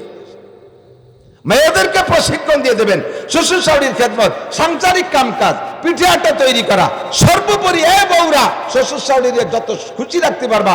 মা বাবার বাড়ি থাকতে আব্বা মা ছিল মা বাপ, এখন বিয়ের পরে তোমার মা বাপ হবে শ্বশুর শাশুড়ি। অবিল ওয়ালিদাইনে ইহসানা, এই অবিল ওয়ালিদাইনে মা বাপের প্রতি নেক নজর রাখা, ইহসান করা, এটা বিয়ের আগে মা বাপ, বিয়ের পরে তোমার মা বাপ শ্বশুর শাশুড়ি। এ জায়গা বেয়াদবি করবা, নগদে অ্যাকশন পাবা, নগদে অ্যাকশন পাবা। জিজ্ঞেস করছি কাকা ছেলেটা বিয়ে দিয়েছেন, বিটার বউ কোনটা কেমন? আরে বাবা, বড় বউ আমার মা, বড় বউ আমার, এ না থাকলি বাড়ি ভাত পাতাম না। মা মরে যাওয়ার পরে কয় বছর পরে বিটার বউ বড় বউরে আনছি, বড় বউ আমার মা, আমার মার শোক মিটিয়ে দিয়েছে মা। আমার মা আমাকে সপ্তাহে প্রত্যেক শুক্রবারে সাবান দিয়ে গরম পানি দিয়ে গোসল করে দেয়। আমার মা যেমন দিত ছোটবেলায়, আমার এই বড় বিটার বউ এরকম দেয়, এটা আমার মা। কোনো ভালো তরকারি রান্না করলে সবাই একক তো খাওয়ায়, আমার জন্য সারি সারি রেখে 2-3 অক্ত খাওয়ায়। আমার মা বাপের বাড়ি যাওয়ার সময় একা যাবে না, আমার মা যেমন আমার হাত ধরে নিয়ে যাইতো, আমার বড় বউ আমার হাত ধরে নিয়ে যায়, বড় বউ আমার মা। আমার মা বাপের বাড়িতে আসার সময় খালি হাতে আসে না, সবার জন্য একরকম আনে, আমার জন্য আলাদা একটা কিছু এনে জুত করে আমারে দেয়। আমার বড় বউ আমার মা। মুরগিতে ডিম পাড়ে, ছেলে মেয়েরে না খাই, আমি বুড়ো মানুষ সেদ্ধ করে খাই, আমার বড় বউ আমার মা। এই যে বারবার মা কয়, এই মা কয় না আর সে আজিমে যাইয়ে লাগে। কাউসার মতো কালা, আমার বৌমা কাউসার মতো কালা, অথচ পেটের মধ্যে দুধের মতো সাদা। এই বউ যখন প্রেগনেন্স হয়, গর্ভবতী হয়, ওই বুড়ো যায় না, মাঝে বলছে কান্দে, আল্লাহ আমার মার জন্য হাসপাতালে যাওয়া লাগে, আমার মার জন্য বাপের বাড়ি যে বসে তাহলে লাগে, ও বাড়িতে চলে গেলে আমার কবলে ভাত হবে না, আল্লাহ তোর ভাই ধরি। আমার মার জন্য ঘরে বসে অল্পক্ষণের ভিতরে ডেলিভারি হয়ে যায়, আমার মার পেট থেকে যেন সাদের মতো একটা সন্তান হয়। এই জায়নামাজে বসে শ্বশুর শাশুড়ি যে দোয়া করে, এই দোয়ার ওসিলায় কালাবোর পেটে সাদের মতো সন্তান পয়দা হয়। জুয়েল ব্রেডি সেরকম যেখানে দেয় সেখানে গোল্ডেন প্লাস। কাকা এত গোলো গোলো করছেন, বড় বড় কথা, আর কোনো বড় কথা কি কব? ছোটডা এরশাদ শিকদারের মাইয়ে সেদিন আমাকে কয়বার বেটারে বটি দিয়ে দাবড়াইছে, হয়ে গেছে এ বাদে আগা সারা যাক পাইয়ে দিচ্ছে, ও চলে গেছে আটশে আজিবে। ওয়া নায়িকার মতো বর্ষা, চলচ্চিত্রের নায়িকা, কিন্তু আমাকে দুইবার বেটারে গোড়ার মতো জোড়া লাথি মারে। এই গরুতে এক পাও দিলাই তো, গোড়ায় কয় পাও দিলাই তো, দুই পাও দিলাই তো না। এসে কুয়া কাটাইতে বিয়ে নিয়ে আইছে, সেইভাবে যে লাভাতে লাভাতে আইছে, মাঝখানে একটু ভালো ছেলে না, এরপরে জোড়া ভাও দিলাই তো। বাড়িটি আর কায়দা নেই, এই প্রত্যেকটা কথা আর সে আজিবে চলে যায়। ওই বর পেট দিয়ে কোনোদিন সুসন্তানের আশা করতে পারবা না। ওয়াকাদা রাব্বুকা আল্লা তা'বুদু ইল্লা ইয়াহ ওয়া বিল ওয়ালিদাইনি ইহসানা। হে যুবকরা, তাই বলে আবার ভুল বুঝবা না, শুধু মারি ভক্ত হয়ে থাকবা, বউরে যত্ন করবা না তা না। বোর স্থান বোর জায়গায়, মার স্থান মার জায়গায়। কথা কন। আবার অনেক মারা আছে, অনেক শাউড়িরা আছে, বিটার বোর খাওয়া দেখতে পারে না, তার পোশাক আশাক সহ্য করতে পারে না, তার প্রসাদনী দেখতে পারে না, তার আরাম আয়েশ দেখতে পারে না। এটা আবার ভালো না, এত ভালো আবার ভালো না। আপনি যে যুগে এই বয়সে ছিলেন, যে যুগে আপনি নববধূ ছিলেন, আজ থেকে 50 বছর আগে, সে যুগে এগুলো ছিল না রে চাচি। সে যুগে 3 পিস ছিল না, সে যুগে ফেয়ার এন্ড লাভলি ছিল না, সে যুগে প্রসাদনীর কিছুই ছিল না। আপনি যদি এই জামানার বউডারে সেই জামানার সাথে পেয়াল দিতে যান, কখনো বউ ঘরে রাখতে পারবেন না। বউরে মেয়ের মতো আদর করবেন, তার প্রয়োজনটা তারে সমকালীন ছেলেরা যেভাবে দেয় সেটা তারে ভোগ করতে দেবেন। ফাঁকে আপনার আদর যত্নে বউটা আপনাকে মার মতো জানবে, আচরণটা আপনারই দেখাতে হবে।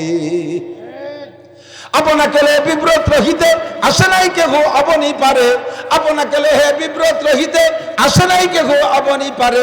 সকলের তরে সকলি মোরা, প্রত্যেকে মোরা পরের তরে। বিটার বউরে একেবারে সবসময় দাঁতের মধ্যে রাখবেন তা না, তারও একটা স্বাধীনতা আছে, তারও একটা উন্মুক্ততা আছে, তার জীবনের একটা শখসাদ আছে, বয়সের একটা তারতম্য আছে। এই বয়সে তারে কিছু না কিছু গুঞ্জাইশ দিতে হবে। আবার এ বউরা, শাউড়িকে তুমি বাড়ির কাজের মেয়ে বান্দি মনে করবা না, ওটাকে উচ্ছিষ্ট মনে করবা না। সবার জন্য সবাই, কেউ কেউ কে ছাড়া না। কথা কন। পুরুষের জন্য স্ত্রী যেমন দরকার, স্ত্রীর জন্য পুরুষও দরকার, স্বামী দরকার।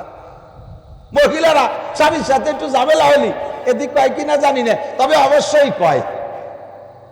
সব মিটিংয়ে লাস্ট বক্তব্য জানেন, স্বামীর সাথে যদি অবনিবনা হয়, আমি বলে তোর ঘর করিয়ে গেলাম। আর বিটিরা হলি করতে না, সে বিটিটাকে চলে যাচ্ছে নাকি? প্রত্যেক বাড়ির বিটিরা স্বামীরে ওই করে খোটা দেয়। তুমি এমন কি হয়েছে যে তুমি বলে করে গেলে? বরং তো তুমি খুশি থাকো যে তুমি যা করো, তোমার স্বামীটা ভদ্র বিদায় তোমার রাখছে, নইলে তালাক দিত তো 14 গোষ্ঠী ধরিয়ে। ঠিক না? আবার পুরুষরা খেয়াল করো, বিয়ে করছে তোমার প্রয়োজনে, অস্কর্ব কি তা কি আসে যাচ্ছে তা আল্লাহ জানে। বাড়ি বেকায়দা খারাপটা করছে নাকি? এই সমাজে দরকার আছে না নাই? এই কুচো দরবার তো বড় বক্তারা কয় না, আমরা এই গ্রাম অঞ্চলে ছোট জালিয়ে খালকুর মধ্যে খেয়াই খেয়ে ছোট মাছ পাই। খেয়াল করেন পুরুষরা, তোমরা বিয়ে করছো, আমরা বিয়ে করছি, সবাই কি প্রয়োজনে বিয়ে করছি তা সবাই জানি, এটা বলার বিষয় না। এমনি যদি কয় তুই এত তাড়াতাড়ি বিয়ে করলি, কি কয়? কয় মা বুড়ো হয়ে গেছে, রান্না বান্না পারে না, সেই জন্যই উনরা সাইদি সুদি বিয়ে দিয়েছে। আসলে যে এক জায়গায় যে আকামরি ধরা পড়ছে, সে না দিয়ে তো কি হবে? তো হার হাল বিয়ে কি জন্য করে তার বলার অবকাশ রাখে না। তোমার জরুরতে তুমি বিয়ে করছো, ধরি না ওইটাই তোমার মা রান্না করতে পারে না, বাবরচির দরকার, বাবরচি আনতে গেলে 10,000 টাকা বেতন দেওয়া লাগে, বছরে 6 সেট পোশাক দেওয়া লাগে। তো পরে না এর এই পয়সা না দিয়ে একটা বিয়ে নিজের বউরেই দেই। 1 নম্বর জরুরত। 2 নম্বরে তোমার মা অসুস্থ, বুড়ো মানুষ, বাপ প্যারালাইসিসের রোগী, ওই গুমুত সাফ করার জন্য আলাদা কোনো লোক কেউ আসতে চায় না। যদি একটা নার্স রাখতে হয়, 20,000 টাকা বেতন দেওয়া লাগে, পোশাক আশাক খাওয়া দেওয়া লাগে। তো পরে না একে নার্স বানায় না রেখে বিয়েরই বউর কাজ হোক, সাথে নার্সের কাজ হোক, জরুরত সব তোমাকে। কতক্ষণ? এরপরে তোমার সংসারে অনেক ফসল তোমার মা গুছাই গেছে উঠতে পারে না, এই ফসলের জন্য অন্য লোক দিয়ে কাজ করাতে গেলে সিজনে 300 মণ ধান উঠাতে গেলে 600 ধান দেওয়া লাগবে। তো পরের মিটিকে দান দেবো, তার সাথে বোর কাজও হবে, আবার দান উঠোনো হবে। এই জন্য বিয়ে করছো, প্রয়োজনগুলো সব আমাকে বাড়ির না। লাস্ট ফিনিশিং সবচেয়ে প্রয়োজন যেটা, সেটা হলো তুমি তোমার চরিত্রে কন্ট্রোল করতে পারো না। মোড়ে মোড়ে আকাম করে জুতোর বাড়ি খাতি খাতি ফিটি চামড়া উঠে যাচ্ছে, আর ফিটি হয় না মায়, আকাম করে ধরা বড় বাড়ি খাও, কাজে কাজে পিঠ বাঁচানোর জন্য, ইজ্জত বাঁচানোর জন্য বিয়ে করার পরে আর মাইদের খা লাগতে যায় না।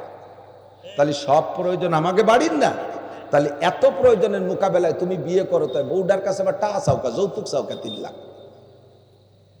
কেন যৌতুক চাও? তোমার শ্বশুরের কাছে যৌতুক চাও? শ্বশুরকে মাইয়ে জন্ম দিয়ে এত বড় অন্যায় করছে যে মাইয়ে বিয়ে দিয়ে সব তোমার টাকা দিতে হবে?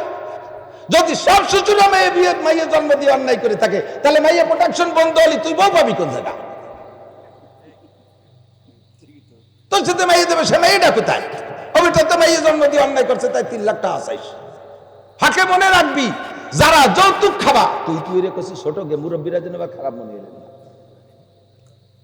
যারা বিয়ে করো নাই আর যারা করছো তাদেরও বলি, বিয়ের সময় যদি যৌতুক খেয়ে থাকো, তাড়াতাড়ি 1 সপ্তাহ 1 মাসের মধ্যে টাকাগুলো ফেরত দেবা। মোটর সাইকেল যদি আইনি থাকো, কড়াকড়ির সাথে ফেরত দেবা। অন্য রাস্তা দিয়ে চলবে না, খালের মধ্যে দিয়ে চলবে, অথবা ট্রাকের ফাঁসার তলে উড়িয়ে যাবে। জুলুমির মোটর সাইকেল কেন? যদি তুমি এভাবে যৌতুকের টাকা আনো, নবী পাক বলেন, যেই ব্যক্তি বিয়ে করে দেন মোহর দেওয়ার নিয়ত নাই, বউরে ফাঁকি দিয়ে কাটাই যাবে। আছে না এরকম অনেকে? ও বাসর রাত্রি এক কায় দৈরি ফেলবানি, বাসর রাত্রি বুসুম দিয়ে বসে যায়, কথা কয় না। স্ত্রী কয় কি ব্যাপার, এত প্রত্যাশিত বিয়ে আমাদের দুজনের, এত তাবিজ কবজ নীতি নীতি, এত বয়স হয়ে যার পর একটা বিয়ে হলো, আজকের রাত মানে বাসর রাত মানে আনন্দের রাত, তুমি ওর মুখ পোড়া বসে রয়েছে। দেন মোহর মাফ করার জন্য কয় তোমার 3 লাখ টাকার দিনা, এই মাথায় থাকতি কিভাবে এত খুশি আসে। যে মুরব্বীরা উঠে দিচ্ছে, বৌতি কি কয়, ওগুলো বাদ দেন, সব মাফ, নো ডাউট, লা তাহজান ওয়ালা তাখাফ, ভয় পেন না, টেনশন করে কলা তাই তালাক, চলে আসেন, মাফ হয়ে গেছে। এই মাপ না, এই টাকা কিয়ামতের ময়দানে হলিও দেয়া লাগবে।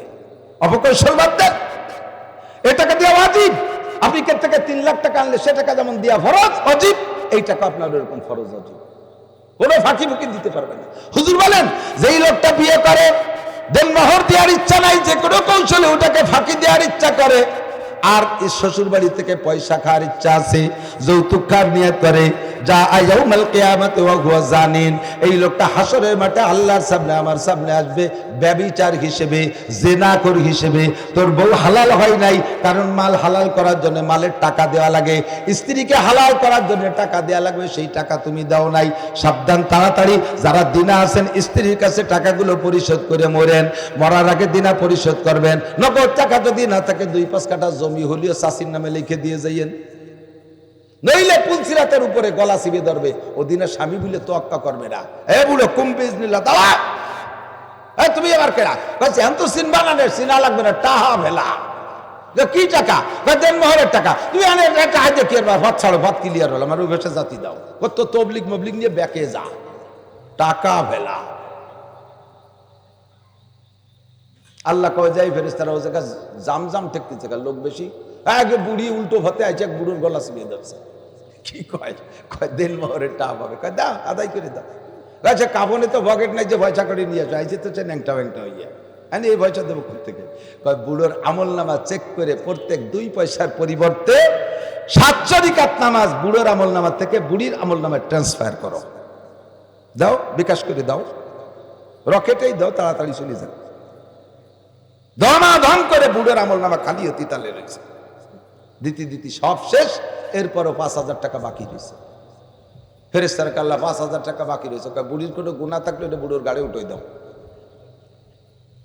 বুড়িরে দিয়ে দাও, হাসি উড়োই দিয়েন না, হাসি উড়োই দিয়েন না।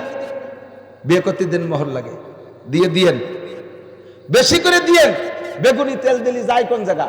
কড়ইতি না পেটেও কিছু যায়? পেটে যায় না? কড়ইতি তেল দিলি পেটে যায় না?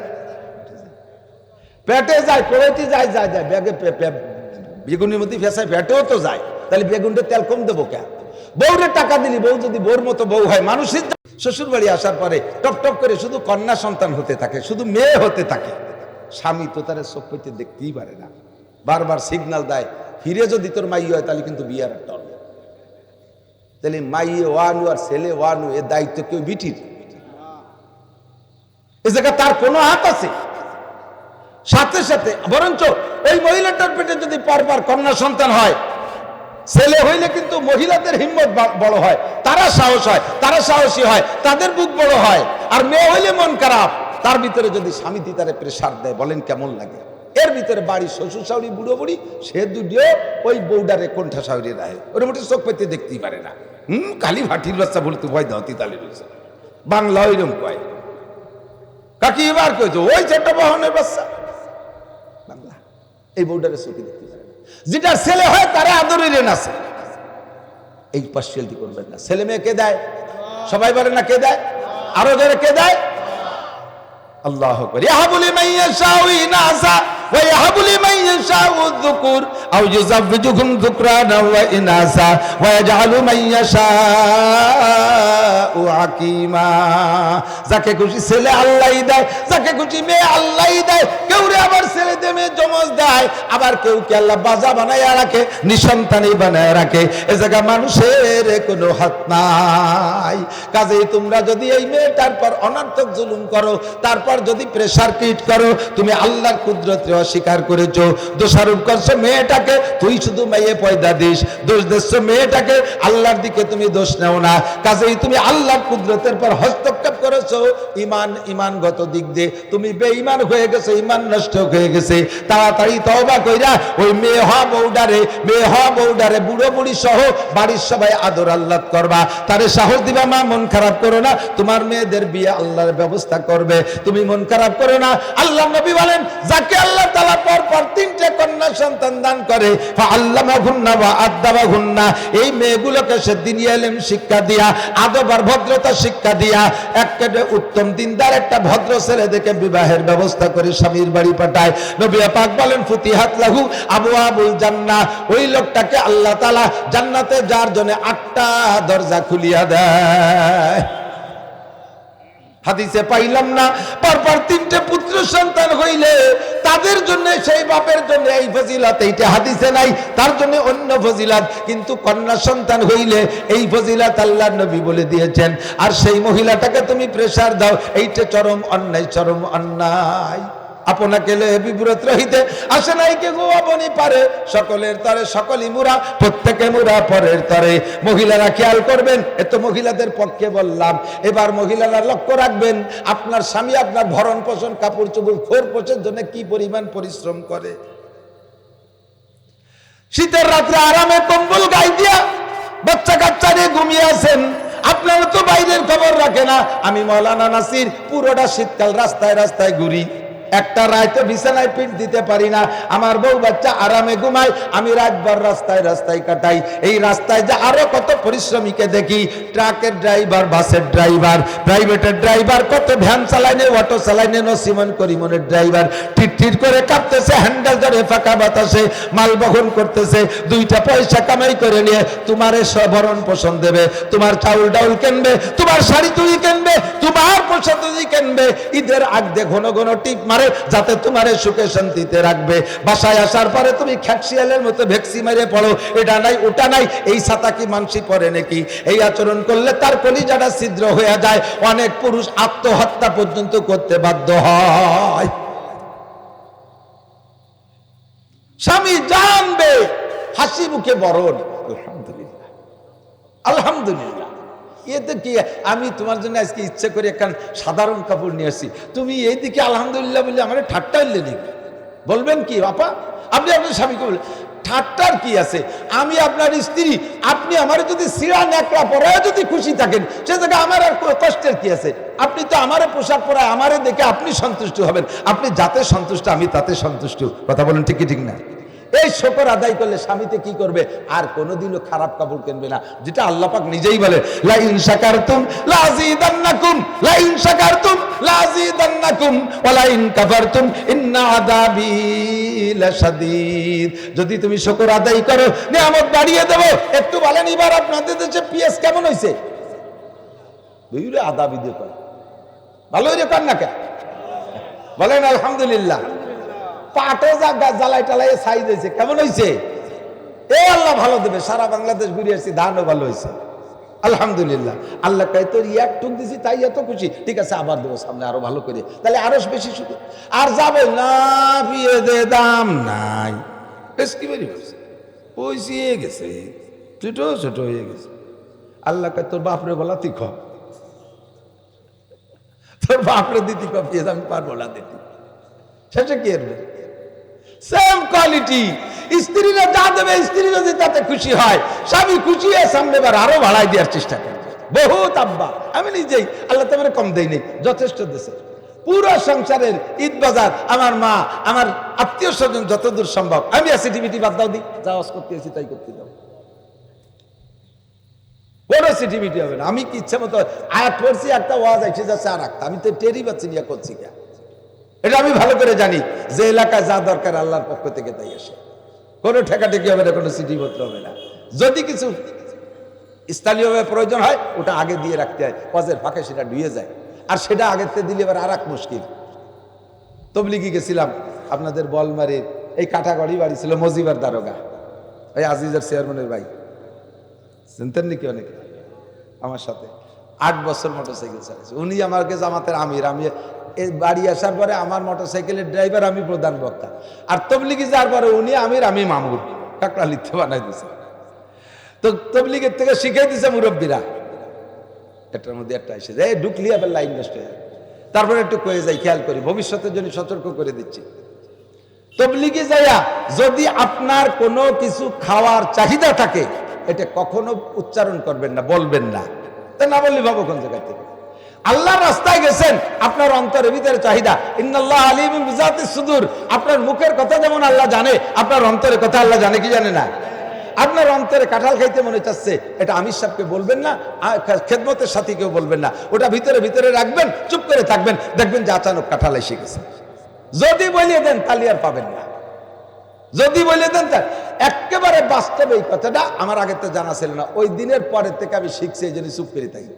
তারপরে বহুত আমির সাহেবরা বললাম, আমির সাহেব সিজন তো শেষ হয়ে গেল, চিল্লেও শেষ করলাম, তা এই আম আমাদের এই অঞ্চলে মানুষ আম দিয়ে দুধ দিয়ে মাহাইয়ার ছেড়াই বেড়াই নুয়ে খাতি পারলি খুশি হয় না, মজা পায়। যে আম দুধ খাতি পারলাম না, তা আম তো আছে, আমাকে জামাতে আম আছে, একটু 2 সের দুধের ব্যবস্থা করেন।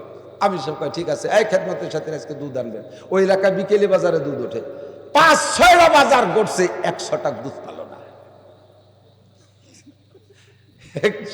আম শুধু আমি কালাম, পরে 2-3 দিন পরে মনে করছেন কাঁঠালও তো খাওয়ার দরকার, কাঁঠালও বাড়ি যেতে যেতে পাবো না রে। এসে চিন্তা হলো যে কইয়ে যেহেতু পালাম না, আর কবই না। মনে মনে রাইয়া মনে মনে দোয়া হতেছি, সন্ধ্যের সময় একজনে 1 মণ ওজনের এক কাঁঠাল নিয়েছে, 3 দিন খাই যেতে পারিনি। ওয়াজের ময়দানে আইসা যে বিষয়গুলো বলে দিতে বলবেন বক্তাকে, ওই কথাগুলো আসবেই না। অস্ত ইচ্ছা মতো করা যায় না, আল্লাহর পক্ষ থেকে আসে। যেটা বলতে বলবেন ওই দুধ পাওয়ার মতো পাবেনই না, যত বড় বক্তা হোক, 14 বাজার ঘুরিও দুধ পাবেন না, ওই কথা বলতেই পারবে না, আসেই না, মেলেই না, কথা তো ধরি ঠুঠা কোয়া যায় না। আর যদি ভিতরে রাখেন, চুপ করে থাকেন, স্থানীয় প্রয়োজন যে কথাগুলো আল্লাহ তাআলা বক্তার মুখ দিয়ে বের করে দেবে। ওয়াকাদা রাব্বুকা আল্লা তা'বুদু ইল্লা ইয়াহ, আল্লাহ মনে আছে নাকি? যেই 3 জনের জন্য জান্নাত হারাম, তার ভিতরে 2 নম্বর হলো মা বাবার নাফরমান সন্তান। যদি অন্যায় করে থাকো, দূরত্ব সৃষ্টি করে থাকো, যুবক আজকে রাত্রে যাইয়া পাও ধরে মাপ চাইবা।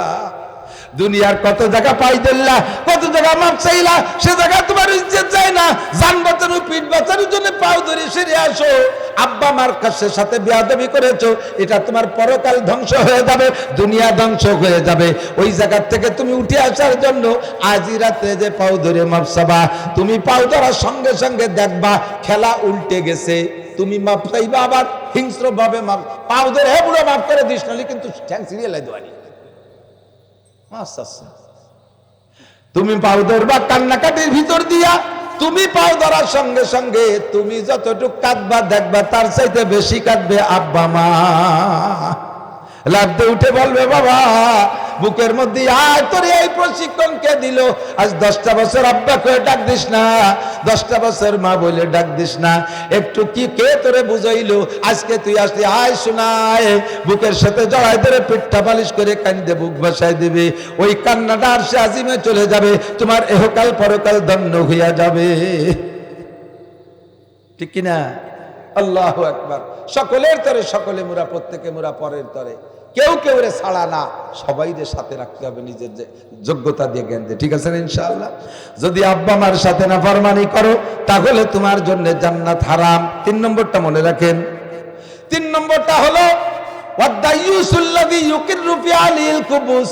যেই 3 জনের জন্য জান্নাত হারাম, তার ভিতরে 3য় জনের নাম নবী পাক বলেছেন দাইয়ুস। একটু বলেন দাইয়ুস। দাইয়ুস কাকে বলে? আল্লাযী ইউকিররু ফি আহলিহিল কুবুস, যে তার পরিবারের সদস্যদের ভিতরে ইচ্ছাকৃতভাবে ক্ষমতা থাকতে ক্ষমতা প্রয়োগ করে ওই অন্যায় থেকে না ঠেকাইয়া বরঞ্চ পরিবারের সদস্যদের ভিতরে বেপরদার পরিবেশ তৈরি করে। বহু যুবক আমার ভক্ত আছে, স্কুল কলেজ ইউনিভার্সিটিতে পড়েছে, এখন কর্মজীবনে যাইয়া আমাদের বয়ান শুনে মোটামুটি দিনদার ইমানদার পরহেজগার যুবক বিবাহ করেছে একটা দিনদার মাইয়া দেখা। ওই বাড়ি তার আব্বা মা নামাজও পড়ে, কিন্তু তাদের সহি বুঝ নেই। মা বাপ সে পুরনো আদর্শে। খেয়াল করেন, আমি তো ছোটবেলায় দেখছি ছেলে কি বলে, ছেলে বিয়ে দিয়ে আনছে, আব্বা বাড়ি মুরব্বী, এর চশমা ভাই দিয়ে বুঝে দিচ্ছি, পাগড়ি ফুগড়ি বান্ধা, টুপি আছে, চেয়ার, বউ পালকি তৈরি আনছে, গাড়ি তৈরি আনছে। এই পালকিতে ঘরে আনা একটা ফাংশন ছিল না, পালকিতে ঘরে আনবে কিডা? জামাই রে ফাটাই দিছে, মেজ জামাই যাও, তোমার গায়ে শক্তি আছে, তুমি বউডারে কোলে রে ঘরে আনো। বউ না সালের, তারা প্রথম বউনি কোলে, জামাইয়ের কোলে উঠে দিছে। একজনের বউ আর একজনের কোলে ওরা, এটা হারাম না হালাল? হালাল না হারাম? এই অর্ডার করে আব্বাই। ওই ছেলে যদি আব্বা এটা কি করলেন, আমার বউ আবার দুলাভাইয়ের কোলে উঠবে কেন? তুই আমার মাইয়ের কপাল বুড়ানোর জন্য সিদ্ধান্ত নিছিস। এই জামাই যদি মাইয়ে ওই বউরে কোলে ঘরে না আনতে পারে, জামাই ফেকা ধরে ফ্যাট ধরে চলে যাচ্ছে, আসবো না কোনোদিন, এভাবে অপমান করবেন তো দাঁত দিচ্ছেন কে? আইলিও লাঠি দিয়ে ফাঁসাই তুলে দুই বাড়ি দিয়ে যা গোলামের বেটা গোলাম ছিলি যা। বদমাস লুচ্চ, তুই পরের বউ কোলে ভিতরে এত নুস্কা। মুরব্বীরা এইগুলো করতো আগে, এখন অনেকটা পরিবর্তন হয়ে আসছে। তবে এখনো পর্যন্ত আছে পরহেজগার ছেলে ভালো একটা বউ বিয়ে করে আনছে, তার জুনিয়র যে ভাইগুলো, সেই ভাইগুলোর সাথে বাবিরে দেখা দেয় না, দেখা দিতে না দিলে আব্বা মাও সেই ছোটগুলোর পক্ষ নেয়। এরা ছোট মোটো ছেলে পেলে, এরা একটু ভাবির সাথে দেওয়া হবে না। ছোটটার বয়স কত? ছোটটার বয়স 21 বছর। 21 বছর এটা কিছু বোঝে না। বিটার বোনে বাড়িও বাড়ি আদান প্রদানের জন্য ছোট ছেলের দায়িত্ব দিছে, তার বয়স 20 বছর। এটা দায়িত্ব দেন কে? আপনি জান কর না, আমি একটু তবলিগি যাচ্ছি। উনি তবলিগি যাচ্ছে আর ওনার দামলাডারে পাঠাই দিচ্ছে আর একটা গাই আনতে। বাংলা না করলে ওজন হয় না, কি কই কি সাবধান। আপনি দায়ুস, তবলিগি যান, 10 বার হজ করেন, উমরা করেন, আপনি আলেম হন, যাই হন না কেন, এই রকম আচরণ যদি আপনি করার সমর্থন করেন, আপনার নাম দায়ুস, আপনার জন্য জান্নাত হারাম। আমি বলি নাই, বিশ্বনবী বলেছেন। জান্নাতের মালিক যারা তারা কয়ে দিয়েছে, আর বিশ্বনবী নিজের থেকে বলে নাই। আল্লাহ কইছে মা ইয়ান্তিকু আনিল হাওয়া ইন হুয়া ইল্লা ওয়াহয়ুহা, একথা আমি শিখাই দিছি, তাই নবী কইছে। তাহলে সিদ্ধান্ত কার? এই সমস্ত উল্টোপাল্টা করবেন না। বিয়ে নতুন বউ বাড়িয়ে যা দেওয়ার্গের সাথে বউরে বাবিরে ফুলের মালা দিয়ে গলা ভেসাই দিয়ে 1 প্লেটে দুধ ভাত খাতে দিছে। কত বড় শয়তানি! আর বুড়ো হেন্তির নতুন পেছনের মতো চাইছে দেয়। এর যার যার খাচ্ছে, একজনে আর একজনে মুইটু উঠে দিতে পারে, ওর মধ্যে একটা দুলোবাই নিয়ে খুশিয়ে দিয়েছে। মিজাজ খারাপ হয় আমার এগুলো শুনলি। এগুলো হারাম। এই দায়ুসের জন্য জান্নাত হারাম। আপনি তবলিগি যান, মায়েরা বিশ্ববিদ্যালয়ে ছেড়ে দিয়েছেন, ওই জায়গা কি করে আব্বা আপনি নিরাপদ বসে আছেন, একটু খবর নেন না, বহু খবর জানি কইতে পারি না। আজব দরদেস্তে আন্দার দিল अगर गुयम ज़बा सुजाद अगर दर्दल नेहादारम दिमागो उस्तखा सुजाद। अल्लाह नबी बोलेन ला तलिजु अलाल मुगीबात फाइन शैतान यजरी मिन अहदिकुम मजरद दम कीला मिनका या रसूलल्लाह काला अमिन्नी वलाकिन अल्लाह आनानी अलैहि फाउस्लामू। ए ख्याल करें भाई, ख्याल करें, नबी पाक बोलेन ला तलिजु अलाल मुगीबात, কখনো কোন পুরুষ কোন নারীকে নিয়ে নির্জন হবে না, একমাত্র শুধুমাত্র কেবলমাত্র স্ত্রী ছাড়া অন্য কোন মহিলাকে নিয়ে নির্জন হবে না। এমনকি ছেলেতে মাকে নিয়ে নির্জন হবে না, আরে আব্বাই মেয়েকে নিয়ে নির্জন হবে না, আপন ভাই আপন বোনকে নিয়ে নির্জন হবে না, মামায় ভাগ্নিকে নিয়ে নির্জন হবে না, চাচায় ভাতিজিকে নিয়ে নির্জন হবে না। আরে যে জায়গা বিয়ে হারাম সে জায়গাও একজন আরেকজনকে নির্জন হবে না। ফাইন্না শাইতানা ইয়াজরি মিন আহাদিকুম মাজরাদ দাম, শয়তান তোমাদের শিরা উপশিরায় চলে, অ্যাক্সিডেন্ট ঘটায় দেবে, বিপদে ফেলায় দেবে, মুখে চুনকালি লাগায় দেবে, মানুষের সামনে মুখ দেখাইতে পারবা না। শয়তানরে চেনো না? সাহাবায়ে কিরাম বলে হুজুর শয়তান মানুষের শিরা উপশিরায় চলে, আপনার শিরা উপশিরায় কি চলে? হুজুর কয় ক্বালা মিন্নি, আমার শিরা উপশিরায় চলতে চায়, ওয়ালাকিন্নাল্লাহ আনানি আলাইহি ফাউসলামু, আল্লাহ পাক আমারে খাস ভাবে প্রাইভেট ভাবে পাহারা দেয়, এর জন্য আমার রক্তের সাথে শয়তান চলতে পারে না, আমি বাদে আর একজন মানুষের শয়তানের হাত থেকে রেহাই পাওয়া কঠিন। কোন আনন্দে কোন সাহসে মসজিদে বসে জিকির করেন, ফিকির করেন, তাবলীগ করেন, আর যুবতী মাইয়া যুবতী বেটার বউ আর নিজের বউকে অর্ধ উলাঙ্গিনী করে বিভিন্ন সংস্থায় চাকরিতে দিয়ে নিরিবিলি বসে তসবি টিপতিতালে আছেন। আপনার তসবি বাদ দিয়ে ওইগুলোরে ঘরে উঠুন, নইলে আপনি দায়ুস, নোটক বা টুসকুত, কথা হবে না, ভালো করে বুঝে নেন আপনি দায়ুস। স্পষ্ট হচ্ছে? বাজে কথা বলতেছি? সমাজে সমস্যা আছে না নাই? এইগুলোই ওয়াজ। কে বলবে? সব চলে গেছে, গান গজল গাইয়ে গিয়ে মানুষটা মুগ্ধ করে থাকি চলে যায়, গোপন সমস্যাগুলো বলে না। আর না বলতে মানুষ এখন গায়ে নিয়ে দিয়েছে, সমাজ নষ্ট হয়ে গেছে, পচে গেছে। যুবকগুলোরে কন্ট্রোল করা বড় কঠিন।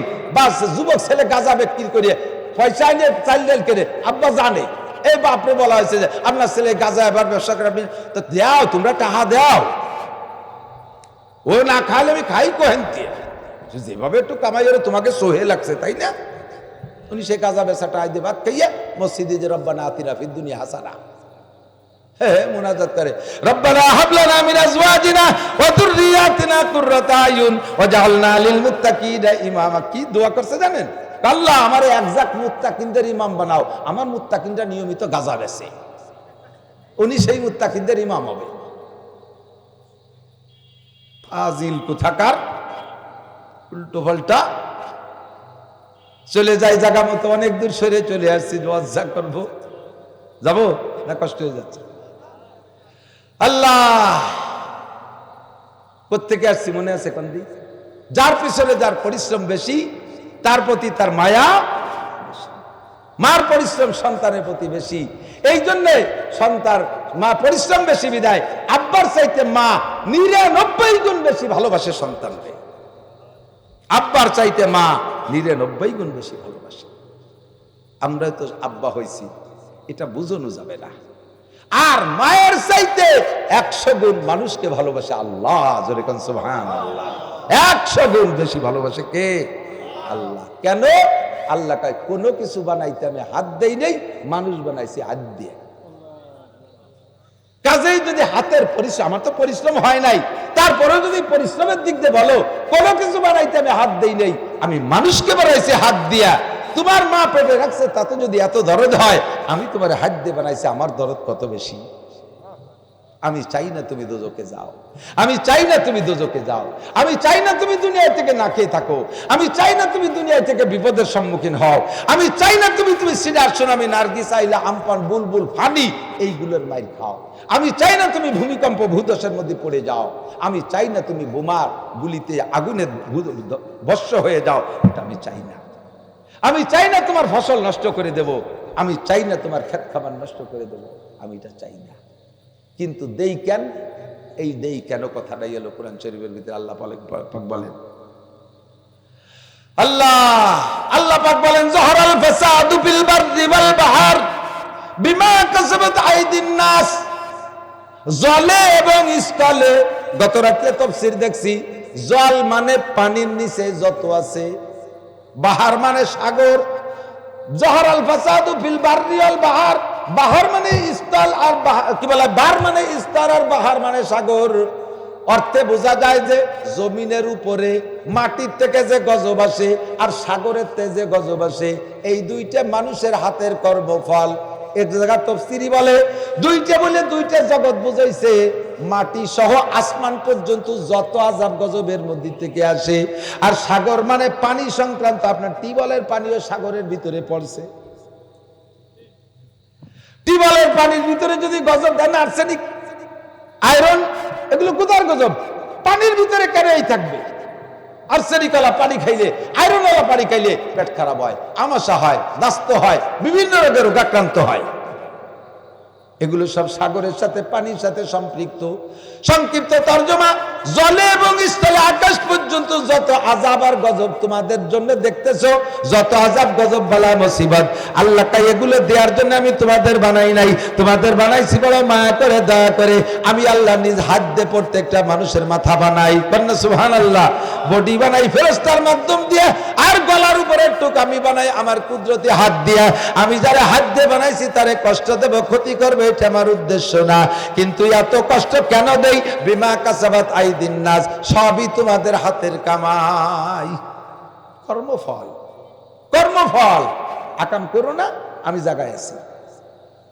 কাম করো, আমার হুকুম মেনে চলো। আমি আল্লাহ কি ওয়াদা দেই শুনে দেখো। খেয়াল করতেছেন আপনারা? না রে, খেয়াল করতেছেন না, করতেছেন খেয়াল? আল্লাহ কায় শান্তি দেব, শান্তি যদি পাইতে চাও আমার কাছে আসো। ওয়ালাউ আন্না আহলাল কুরা আমানু ওয়াত্তাকাউ লাফাতাহনা আলাইহিম বারাকাতিম মিনাস সামাই ওয়াল আরদ।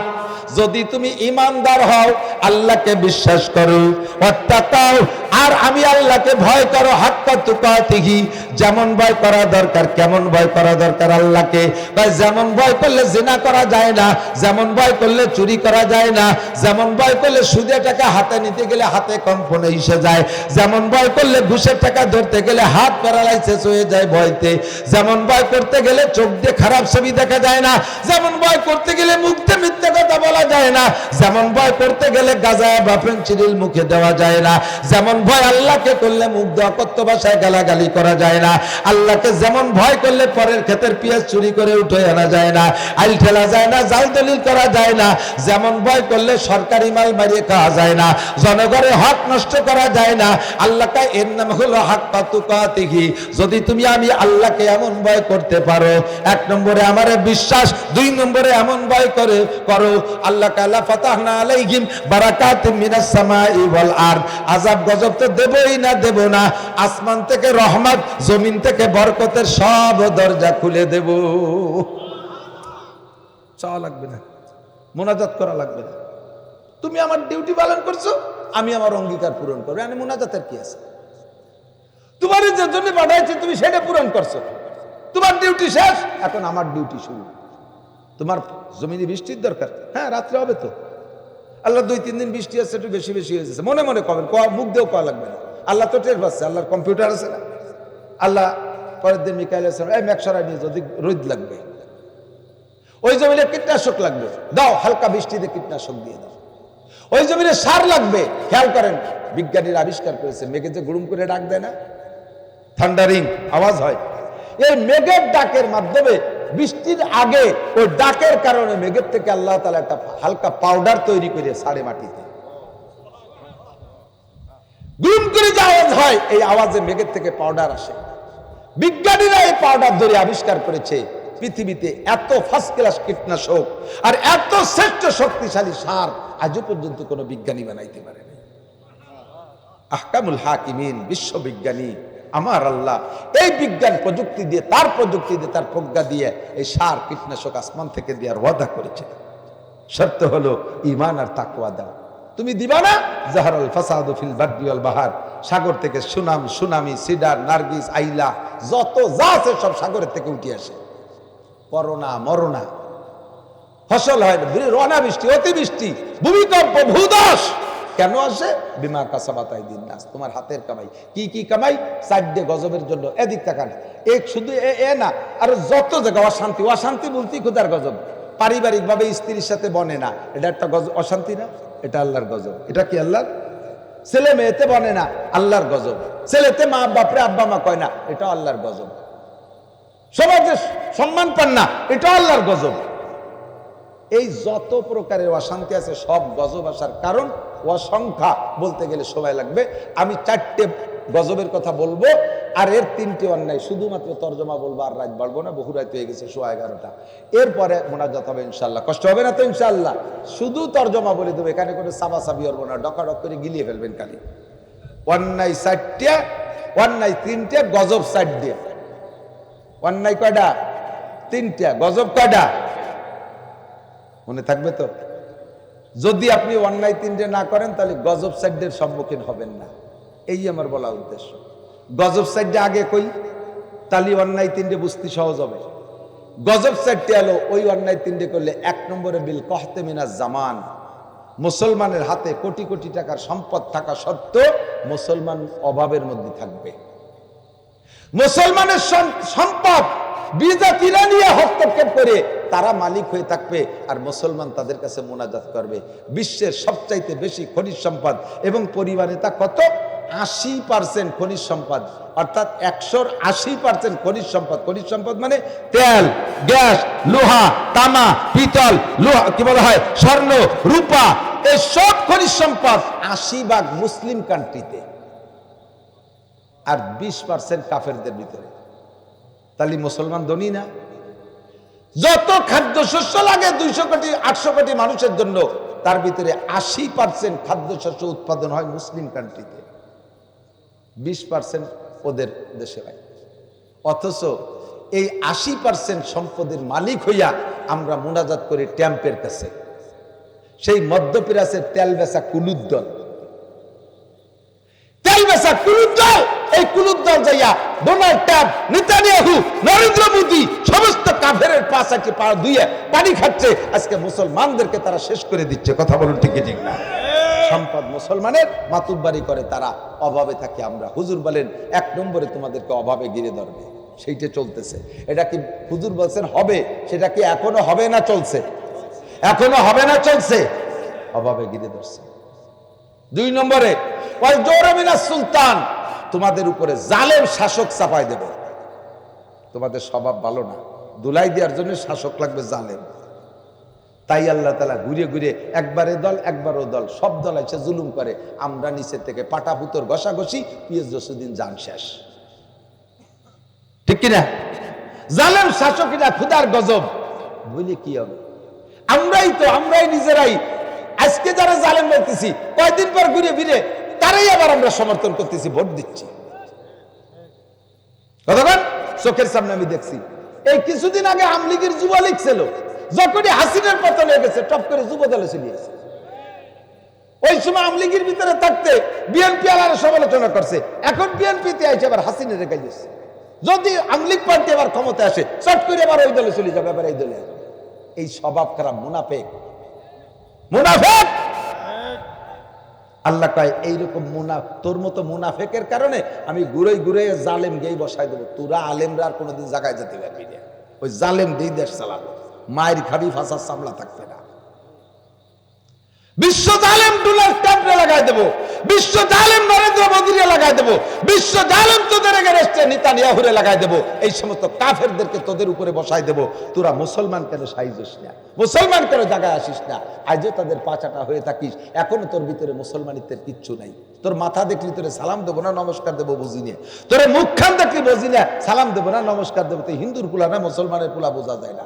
তোর মাইয়ের দেখলি বোঝা যায় না সালাম দেবো না কি দেবো, তার কপালে টিপ মাথায় সিন্দুর। ক্যা তোরে দেখলি বোঝা যায় না?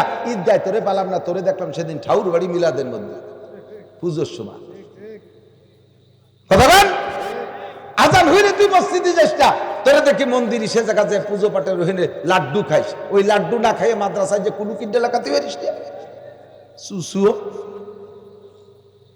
গজব, জালেম শাসক চাপাই দেবো। 2 3 নম্বরে ওয়াল খিয়ানাতে মিন উলাতিল আহকাম, তোমাদের বিচারক বড় বড় পদস্থ বিসিএস ক্যাডার, তারপরে ব্যারিস্টার, এটা ওটা বিদেশ থেকে পড়ি পড়ি ফারেক হয়ে আইছে, এই সমস্ত বিচারকরা ঘুষ খাইয়ে বিচার করবে, নিরপরাধীকে ছেড়ে নিরপরাধীকে ফাঁসি দিয়ে দেবে, অপরাধীকে ঘুষ খাইয়ে ছেড়ে দেবে, তারা খালাস করে দেবে। এটাও খোদার একটা গজব।